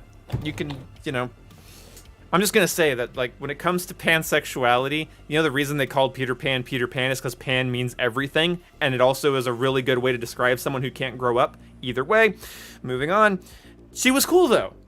So my nephew has this cool friend, and she's cool, right? Because she's sitting there talking about film and movies and writers and music, and she's, like, diving. She is like, everyone else was in the dead man's land. Like, you mentioned, like, a World War I battlefield, right? She's in a trench. She's in a deep fucking trench for her age, and everyone else is out on the surface kind of annoyed that she won't shut up. So, and I was too. And, she, in the way I'm talking right now, it's a little fast, it's a little loud. But imagine that at a party with, like, people all around you, and you're doing this all the time, and you're talking like this all the time, and you're trying to figure out the nature of culture in your 17-year-old mind right in front of everybody when they're trying to have a party. It's annoying. People went outside. My girlfriend, my mom, my two sisters, and my sister's boyfriend, they all went outside because of this. Okay, fair enough. That's okay. But I heard her. I heard what she was saying, and she was talking my language. I love talking about film representations and music and what that means, because that's cultural language. It's the most. It stretches throughout time. It's born in your fucking soul. It's why you get religious experiences from stories, because it's actually telling you something you knew when you were a child. Inherently, you're essentially born with that knowledge, or you had it for so long and you didn't think about it. It's great. Stories are awesome. So she's tapping into that part of me. So I challenge her. So this girl is being surrounded by other people in her age group at my dinner table, and she is being yadd to death. It's yeah, oh, yeah, that's fine. When someone's, like, going on a tangent, no one has to, like, stop and interrupt them every 5 seconds to prove they're listening. I get that. But it was too much, It was like, this has been going on for 2 hours. And this is not her birthday. Yeah. And my nephew even put a binging with Babish video on his phone to show her, and I think it was, like, his only, like, defense, like, please be quiet, and held up his phone, essentially. So I challenged her. So she's leaning forward on the table, she's talking to my nephew, and I start talking, and I basically throw a little thing, and they're talking about Gravity Falls, and she was talking about how Mabel's character development could have been better in Gravity Falls. And I chimed in, and I essentially just said, yeah, because of never giving Mabel her V8 moment, it always feels like Dipper and his younger sibling instead of Dipper and Mabel's adventures. And I threw that in, and she immediately, and Jake and Jason, if you're watching this, she's sitting at a dinner table, leaning forward, having a casual conversation. Casual for her, very intense for everyone else around her, by the way, but casual for her. But she does this, up high arm cross. Up high arm cross. She's like this all of a sudden. She's guarded. That's what women do at parties, by the way. If you ever go to a party and you approach a girl and you think, finally, I'm going to break out of my social anxiety, I'm going to talk to that cute girl. You go up to them and they do this. Walk away. That is a guarded pose. They have other women have other poses that are more inviting. That is not one of them. Walk the fuck away. Or walk, or step back, or change your intensity. It could be a little bit more nuanced than just leave. It's like, oh, she crossed her arms, I'm out. Maybe she's just cold. If you're outside, it's hard to tell in the winter. Anyway, so she does this arm cross thing. It's very, very, like, pathological. Like, it's everything a psychiatrist dreams of. Is having this person who's being yabbed to death The moment somebody interjects, they cross their arms. Okay, perfect. I'm like, sweet. I can actually get to flex some of these little psychoanalyst muscles I've been sort of trying to work on. It's very, very fun. Bless you. So then, did you sneeze or did you giggle? What was that? I think it was a sneeze. Jason, That was not a sneeze. Was that a giggle? I don't know what that was. Fair enough. I think you do. Fair enough. So, I bet you have, Carl. I'm being too mean to Carl. God damn it. Anyway, sorry, Carl. I hear you. It's happened to me too. Anyway, so I start chiming in, and we start talking about movies and music and things of the sort. And I kind of started to disagree with her on something, but I did a smart thing. So she's sitting at this table, she has her arms crossed. My brother was a very condescending person. So whenever he disagreed with me, he looked me in the eyes and smirked, like, you think you're smart? I'm gonna shit on you right now. And that would put me in my place, right? Because in my brother's idea, any teenager who had an idea needed to be put in their place. Not a good relationship to have with your brother, by the way. So when she shared an opinion about movies and music, and I don't remember exactly what it was. It wasn't very good, let's just say that. And she said it, so I looked up above her head. I looked up above her head, and I specifically said, I don't know about that. And you know what? The way I thought about it later, I was telling my mom this story. She's like, "You looked at her like you looked at her thought bubble. Like you weren't looking at her. Like she was wrong. It's like the idea she put forth was wrong." I was like, "Yeah." So then she starts to loosen up a little bit. We start talking a little bit more. But as I start to, I'm not like sitting there arguing with her. I'm sort of going back and forth, and we're talking, and I start using terms. I start talking about archetypes and how things stretch throughout history, and I talk about these stories, and she realizes that, oh crap, this guy's a bit older than me. I wasn't actually expecting to be argued with. I have been told yeah and for the last 2 hours. I've chased everyone else outside. So she brings up a YouTuber. She's like, I watched a YouTube essay about how Star Wars uses nostalgia to manipulate you through music. And I was like, well, because great, now she's not talking, so think about that, what that means, right? What she did is, because I disagreed with one of her opinions, we talked for a little longer, and then it was, but there's this other YouTuber over here who's more experienced than both of us. He's a film essay creator person, you know? So it's basically like she was able to separate her idea from herself, so if I disagreed with it, it wouldn't be her. So that's what I noticed. And then I disagreed with that wholeheartedly. I looked right at her with that one, because it's like, that's not your opinion anyway, so it shouldn't bother you to tell you, when I tell you that's wrong. Because John Williams literally said that Star Wars music is a character. There's the chase scene character and the fight scene character. And when a new character is introduced, something massive has changed. When Anakin kills the Sand People in Episode 2 of Attack of the Clones, that track is never used. It's a very weird variation of different Star Wars tracks. When Padme looks across Coruscant to the Burning Jedi Temple towards the end of Episode 3, it plays a song called Padme's Premonitions. And it's a haunting track that was never used before or after. It signifies the fall of the Jedi and the beginning of the Empire and Anakin's shift to the dark side. Never used again. But then other songs follow characters around. The Force theme, the chase scene theme, the fight. So I was saying the music is character. The music is its own character in the world. And that's why it follows around. It follows all the characters around. That's how it's written. That's why it's written. You could say that's nostalgia, but not everything that makes you remember is nostalgia, you know? Especially when it's something new happening and it changes the variation of the theme. It plays at a different pace. It plays with a different tempo. It plays with a different, like a remix almost, remixes itself for the scene. It's very cool. And so I'm talking about this. So this girl realizes that she's a little bit out of her depth, because I don't think she expected anybody at the party to go, no, I don't think so. And that was fine. I wasn't getting a big head over this. I really wanted to talk to her about this because of something I've heard recently when listening to Jordan Peterson's lectures. When kids are opinionated, creative kids are constantly told, yeah, they never are able to actually take their abstracted ideas and actually play them into the world. So it's just information. It's like the God, it's like the numbers floating around us here in this fucking menu. It's just it's abstracted information. It's like if you're really good at math, but can't talk to people. Good luck getting a job, even as a mathematician, with your mathematician experience. Because if people don't trust you, if you're not kind, doesn't matter how good you are, you will be kicked out.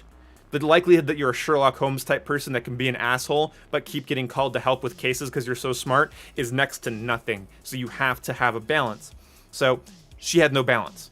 She didn't know when to stop talking. She didn't know at what volume to speak. She didn't know anything about what she was really talking. Read the room. Exactly, right? So then, beautifully, something happens. The arms uncross. She stands up, and she sort of like slowly during our conversation walks towards me. Mm-hmm. And so and people are starting to shift around, so it kind of makes sense that she's moving around, and she definitely used it as an opportunity, but the arms are uncrossed. She then goes from shoulders up, sort of like that posturing pose. She shoulders down. She shoulders down, leaned in to tell me, and first thing in a normal tone of voice she said all night, talking about film, I think it was talking about music and film is one of my favorite things. The next word might as well have been, thank you, God. I felt so bad for her. Because it's like, it's no wonder you're so in your head and you're so confused about the nature of your own existence. It's because whenever you probably speak about it, somebody goes, that's cool. That's nice. Yeah, no one actually like challenges cares it enough to like even have a conversation about it with her. Yeah, that's so sad, right?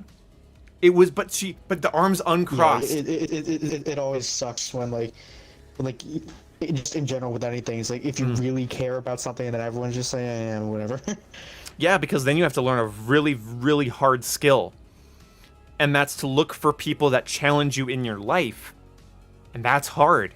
Because that's when your parents treat you like little baby, then you don't mind a lack of challenge, and you have to kind of read, I like the lack of challenge, but I need to go find one. And that's incredibly difficult. Your parents should theoretically be that first challenge. That say you're not doing that right.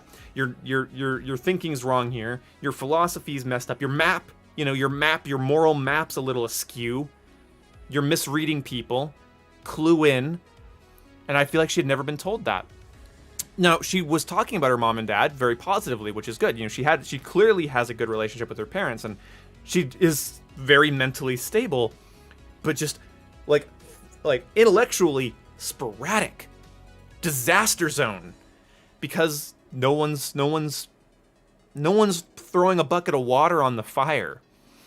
And so, yeah, it went from like this sort of aversion, arms crossed, oh, well, there's a YouTuber I watch. It's like, oh, don't talk about my opinions, please. There's this other YouTuber. Trust me, it's not even my idea. And then it was shoulders forward. There was eye contact too, which was great. She made eye contact, and she was like, this is my favorite thing. And I'm like, yeah, I bet it is. And then I didn't say that because that would have been rude, but I was like, yeah, me too. I said, well, I gotta go help my dog because my dog's fucking blind. There's like 100 people at this party. I'm gonna go make sure he's not bumping into something. So I go, and well, she didn't clue in, unfortunately. After that moment, if I would have maybe stuck there, and maybe I should have said something like, yeah, I can tell you're really excited about it, or something that makes her actually assess her stuff. But I was actually more concerned about other things, but. It's like later she started she talked over my nephew opening his own presents, she was a fucking rocket, but it's almost like I excited her more to some degree, right? No. It was, yeah, but there was that moment I know, but there was almost that moment. Well, I mean, that's the thing is, if someone's there at your house for 3 hours, they talk for 2 hours, you interject, and then they talk for another 45 minutes to an hour. It's like, you probably didn't cause it, you probably interrupted it, but But there was that moment of vulnerability, arms weren't crossed, eye contact was made, a normal tone of voice was reached, and it was essentially a thank you. I don't even know if subconsciously she didn't know she was thanking me. Because it's like, imagine, I imagine in her head, because this is how kids are with their parents, they would love to sit in front of their dad or their mom, go, hey, so I'm figuring out life, and then open up their head and just stream of consciousness, all their information they're learning into their parent's face, and then have the parent interject. Kids love being interrupted. They love getting mad at their parents because it means somebody gives a shit. It means somebody in the relationship is giving a shit, and somebody has like, and I think she has, from what I could tell, she has nice parents, but I don't think anybody cares about what she's saying. And this actually happens to a lot of women a lot. One of my most feminist opinions is entertain. You have a daughter and they start giving you ideas, concepts of reality. They start talking about abstractions, film, music, art, painting, and this, not just, oh, I like this movie, it made me laugh, haha, which is where she's headed, by the way. This girl's headed in that direction because, you know, when she gets to be 23, what is she going to be like? Yeah, she doesn't have that feedback, so that's what it's just going to turn into. It's just going to turn into, it's good, I guess. And then people are gonna be like, "Oh, you're not very fun to talk to." It's like, well, when I was growing up, nobody wanted to hear me talk, and so that's really hard to unlearn. Yeah. You know, it's like okay, just like that description actually like is kind of like how I used to be. I used to be like just talking all the time. Yeah. Yeah. And I get that, and I honestly adore it. It's my favorite thing to do. But I do check things. You know, if I feel like I'm talking to my mom for a while and she hasn't asked the question about what I'm saying, or she hasn't laughed, I sort of disengage, or I ask her about what she's doing. So it's like, you know what? Oh, no, this isn't the moment for that. But it's hard, when you're growing up, and you kind of want to show your parents, hey, look, I'm figuring out the world, or at least an aspect of it. And that's something I'm really happy. I'm very, very happy with my childhood. I could have been educated better, and I could have been toughened up better, and I could have been socialized better. Okay, but when I had an interest, I had eye contact and passionate conversations with my parents, and I'm so happy about that because God, it's rare as shit. And all I could see in that girl was, you are not dumb. You are actually a little too smart, but nobody's asking you what you know. So you just get to repeat the information you've heard. And it's different also, it's different to be possessed by ideas than to act them out in your life. And so I was so excited to have a kid, a person like that. It's like, because I'm learning a lot about child psychology and like child behaviors and things. And like why people do things in general. Behavioral psychology is like my thing. I really think it's interesting. So I was able to I'm going to see what happens when I do this. And it was everything you would want to have happen when you act that out. Other than her cluing in and shutting up, which, whatever, but that's fine. But I was like, hey, all these ideas. So basically what I was doing was something that she wants to do. Here's all these ideas and pieces of information I have. I'm going to put them into the real world, this real world scenario that's happening right now. Oh, and look, an outcome. So it's not just being possessed by a concept or possessed by an idea. What you're doing is you're acting it out. You're acting it out in your life. You're pushing it out from your mind to your actions, and your actions interface, and then people respond positively. And you figured out that maybe what you're doing and what you're thinking matters. And that's honestly where I think fucking meaning comes from. That's what you do. And it's so important. You get people that they talk about things on their surface level all the time. Most people, even people that maybe are lower on the IQ scale, they get bored with certain conversations because nothing's happening. Nothing's happening in them, and they're not actually getting any closer to manifesting what those ideas in their head mean in the real world. So it's just all in your head, you pathologize it, and then people resent you for not being able to shut up about it, and they don't really respect you because all you are is parroting other people's ideas. You're not actually acting them out in the world. So you have to act them out in the world, and she wasn't acting them out in the world until somebody said, no, I don't think so. And I gave her some credit too. Like, she actually told me something I didn't know about music and or specifically the music in the James Cameron movie, the Blue People Avatar movie. We were talking about the fact that like studios want to play things so safe for money. And by the way, my only anti-capitalist opinion is how much it hurts art. But either way, so essentially for the movie Avatar, they went out and they spent like, was it millions or $1 million? I don't remember. But they went out apparently and they went to these different tribes around the world. They kept asking them, what does your music sound like? Can we sit through like a ceremony of some kind? Can we sit through some of your music and can we write it down and record it? And they're like, yeah, sure. So they kept doing this around the world. They went to like a bunch of different countries and they kept asking these different, Native American tribes and these different, these African tribes and these, people in Icy Place. What are they called? fuck. I see people. Inuit. Yeah. They asked these awesome awesome tribes, and they went around. They gathered all the music, all these different languages, and all these different cultural things, and then they spent all of that time making new tribal music for the movie, and it got replaced.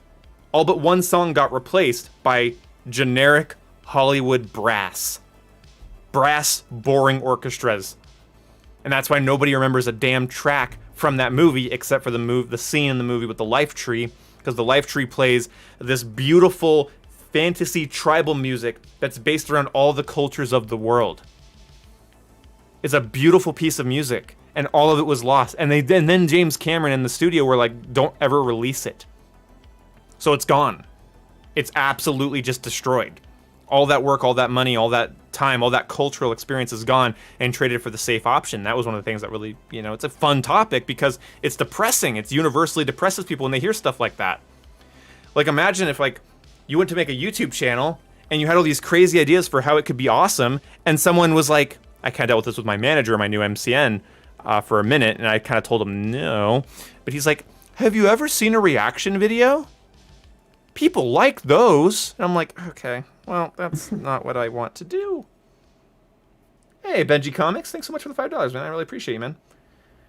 Oh, yeah, talking about the Blue People Avatar movie. Thank you so much, Benji. But it's like a universal thing. If you went to go create something and someone said, can you make that the safest bet imaginable? You'd be like, fuck me then. So that was a cool thing. I didn't know about that. This girl had like names in her head and writers and whether they were manga artists or Western filmmakers and stuff like that. We talked about crunch and everything. She's very smart. It's just no feedback. Very sad, but also good because it's like hopefully she then looks for people in her life that can converse with her without putting her down. Because the 2 times I disagreed with her, one wasn't her own opinion, the other one I made sure to avoid eye contact when making it. It's like, I'm not judging you, I'm judging your idea. It's different. It hurts because when you're young and someone says your idea is poopy, then it's like, oh, I guess I'm poop. As like a personal offense. Yeah, right. It's like, that's why, it's like, I really like that as a technique. I never thought about it before, but you're looking at their thought bubble instead. You're not looking at them in their eyes, the window to the soul and all that. You're not looking into them and going, you're wrong, and I know it. You're looking up and going, I don't know about that. I think that's a great way to handle young people. People said it wouldn't succeed, but it blew up. Well, yeah.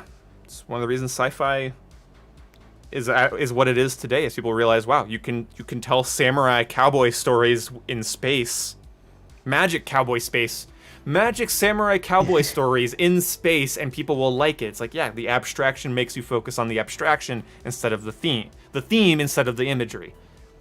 And on top of that, Star Wars imagery is really good, so you have a good mix of imagery and theme. So really cool stuff and great music. John Williams fucking nailed it. But either way, what's it called? I saw something in chat earlier where someone was saying 99% of conversations are just like, yeah, like there's nothing really wrong with that as long as you're asking good questions in between your yeah. And that's the thing is it depends on the context of the conversation. That also goes with you have to pay attention. That's true. And, in the context for instance, right now, the context is I'm going to wrap up my stream with a story. So if you guys constantly interjected, I'd be like, you weren't there! It's like the scene in for Pirates of the Caribbean. I'm telling the story! Yeah. But if we were talking about what makes a good Call of Duty game, it would be like, whew, it would be a dog pile of ideas, and it would be very fun for people to listen to, which is why we should do a Boomcast episode again soon. Ooh, maybe. Yeah, that'd be fun. Because I want to talk about Vanguard after it gets revealed. I think that's what the next Boomcast will be about, is Vanguard. Because then we'll have seen the next COD, the next Halo, and the next Battlefield this Friday, and that will be fun to dissect. So I think. Are you going to stream the event on Thursday? Probably not. I'm probably not going to do it. I might stream my opinions afterwards. I'll definitely do something live then, but I don't know if I'm going to queue up Warzone and do all that. I don't know. Maybe. Will you play it? Yeah, I'm going to be at work when the reveal's happening. So. Oh, unfortunate. Damn. Yeah, because I might have to take my lunch break during this. It's like, what is it? Like, isn't it like 10:30? 10:30. Yeah. What okay, world so does Activision that's people right. think people live in? Like nobody's free then. But love hearing it. Yeah, so that'll be around like, yeah, that'll be 1:30 Eastern. Yeah. Yeah, I could probably take my lunch break. around then. Thank you so much, Spartacus, for the $5, man. I really appreciate you. Glad you liked the talk. But yeah, I thought that was fun. But Where can I listen to the Boomcast? It would be live streamed. On YouTube. yeah, it'll be live streamed and then I'll turn it into a video after it's over. So that'll be good. Thursday afternoon is a weird time. It's a very weird time. I would have done Friday afternoon. I would have done I Friday thought it like was Friday, just like overall, like in general. yeah. But I don't know. I guess Thursday. Whatever. I see something in chat. How do you find people that share similar interests? I always find that Oh. that's something I always struggled with. Well, it's if you're still in school, then Yeah, that's clubs. that's the easiest way to do it. Like Yeah. like join clubs. Yep. Yeah. If you're athletic, join a sports team.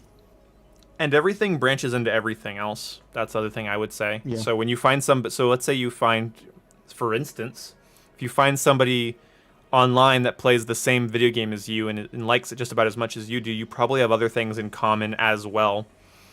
And also I would say do not obsessively search for people that think like you.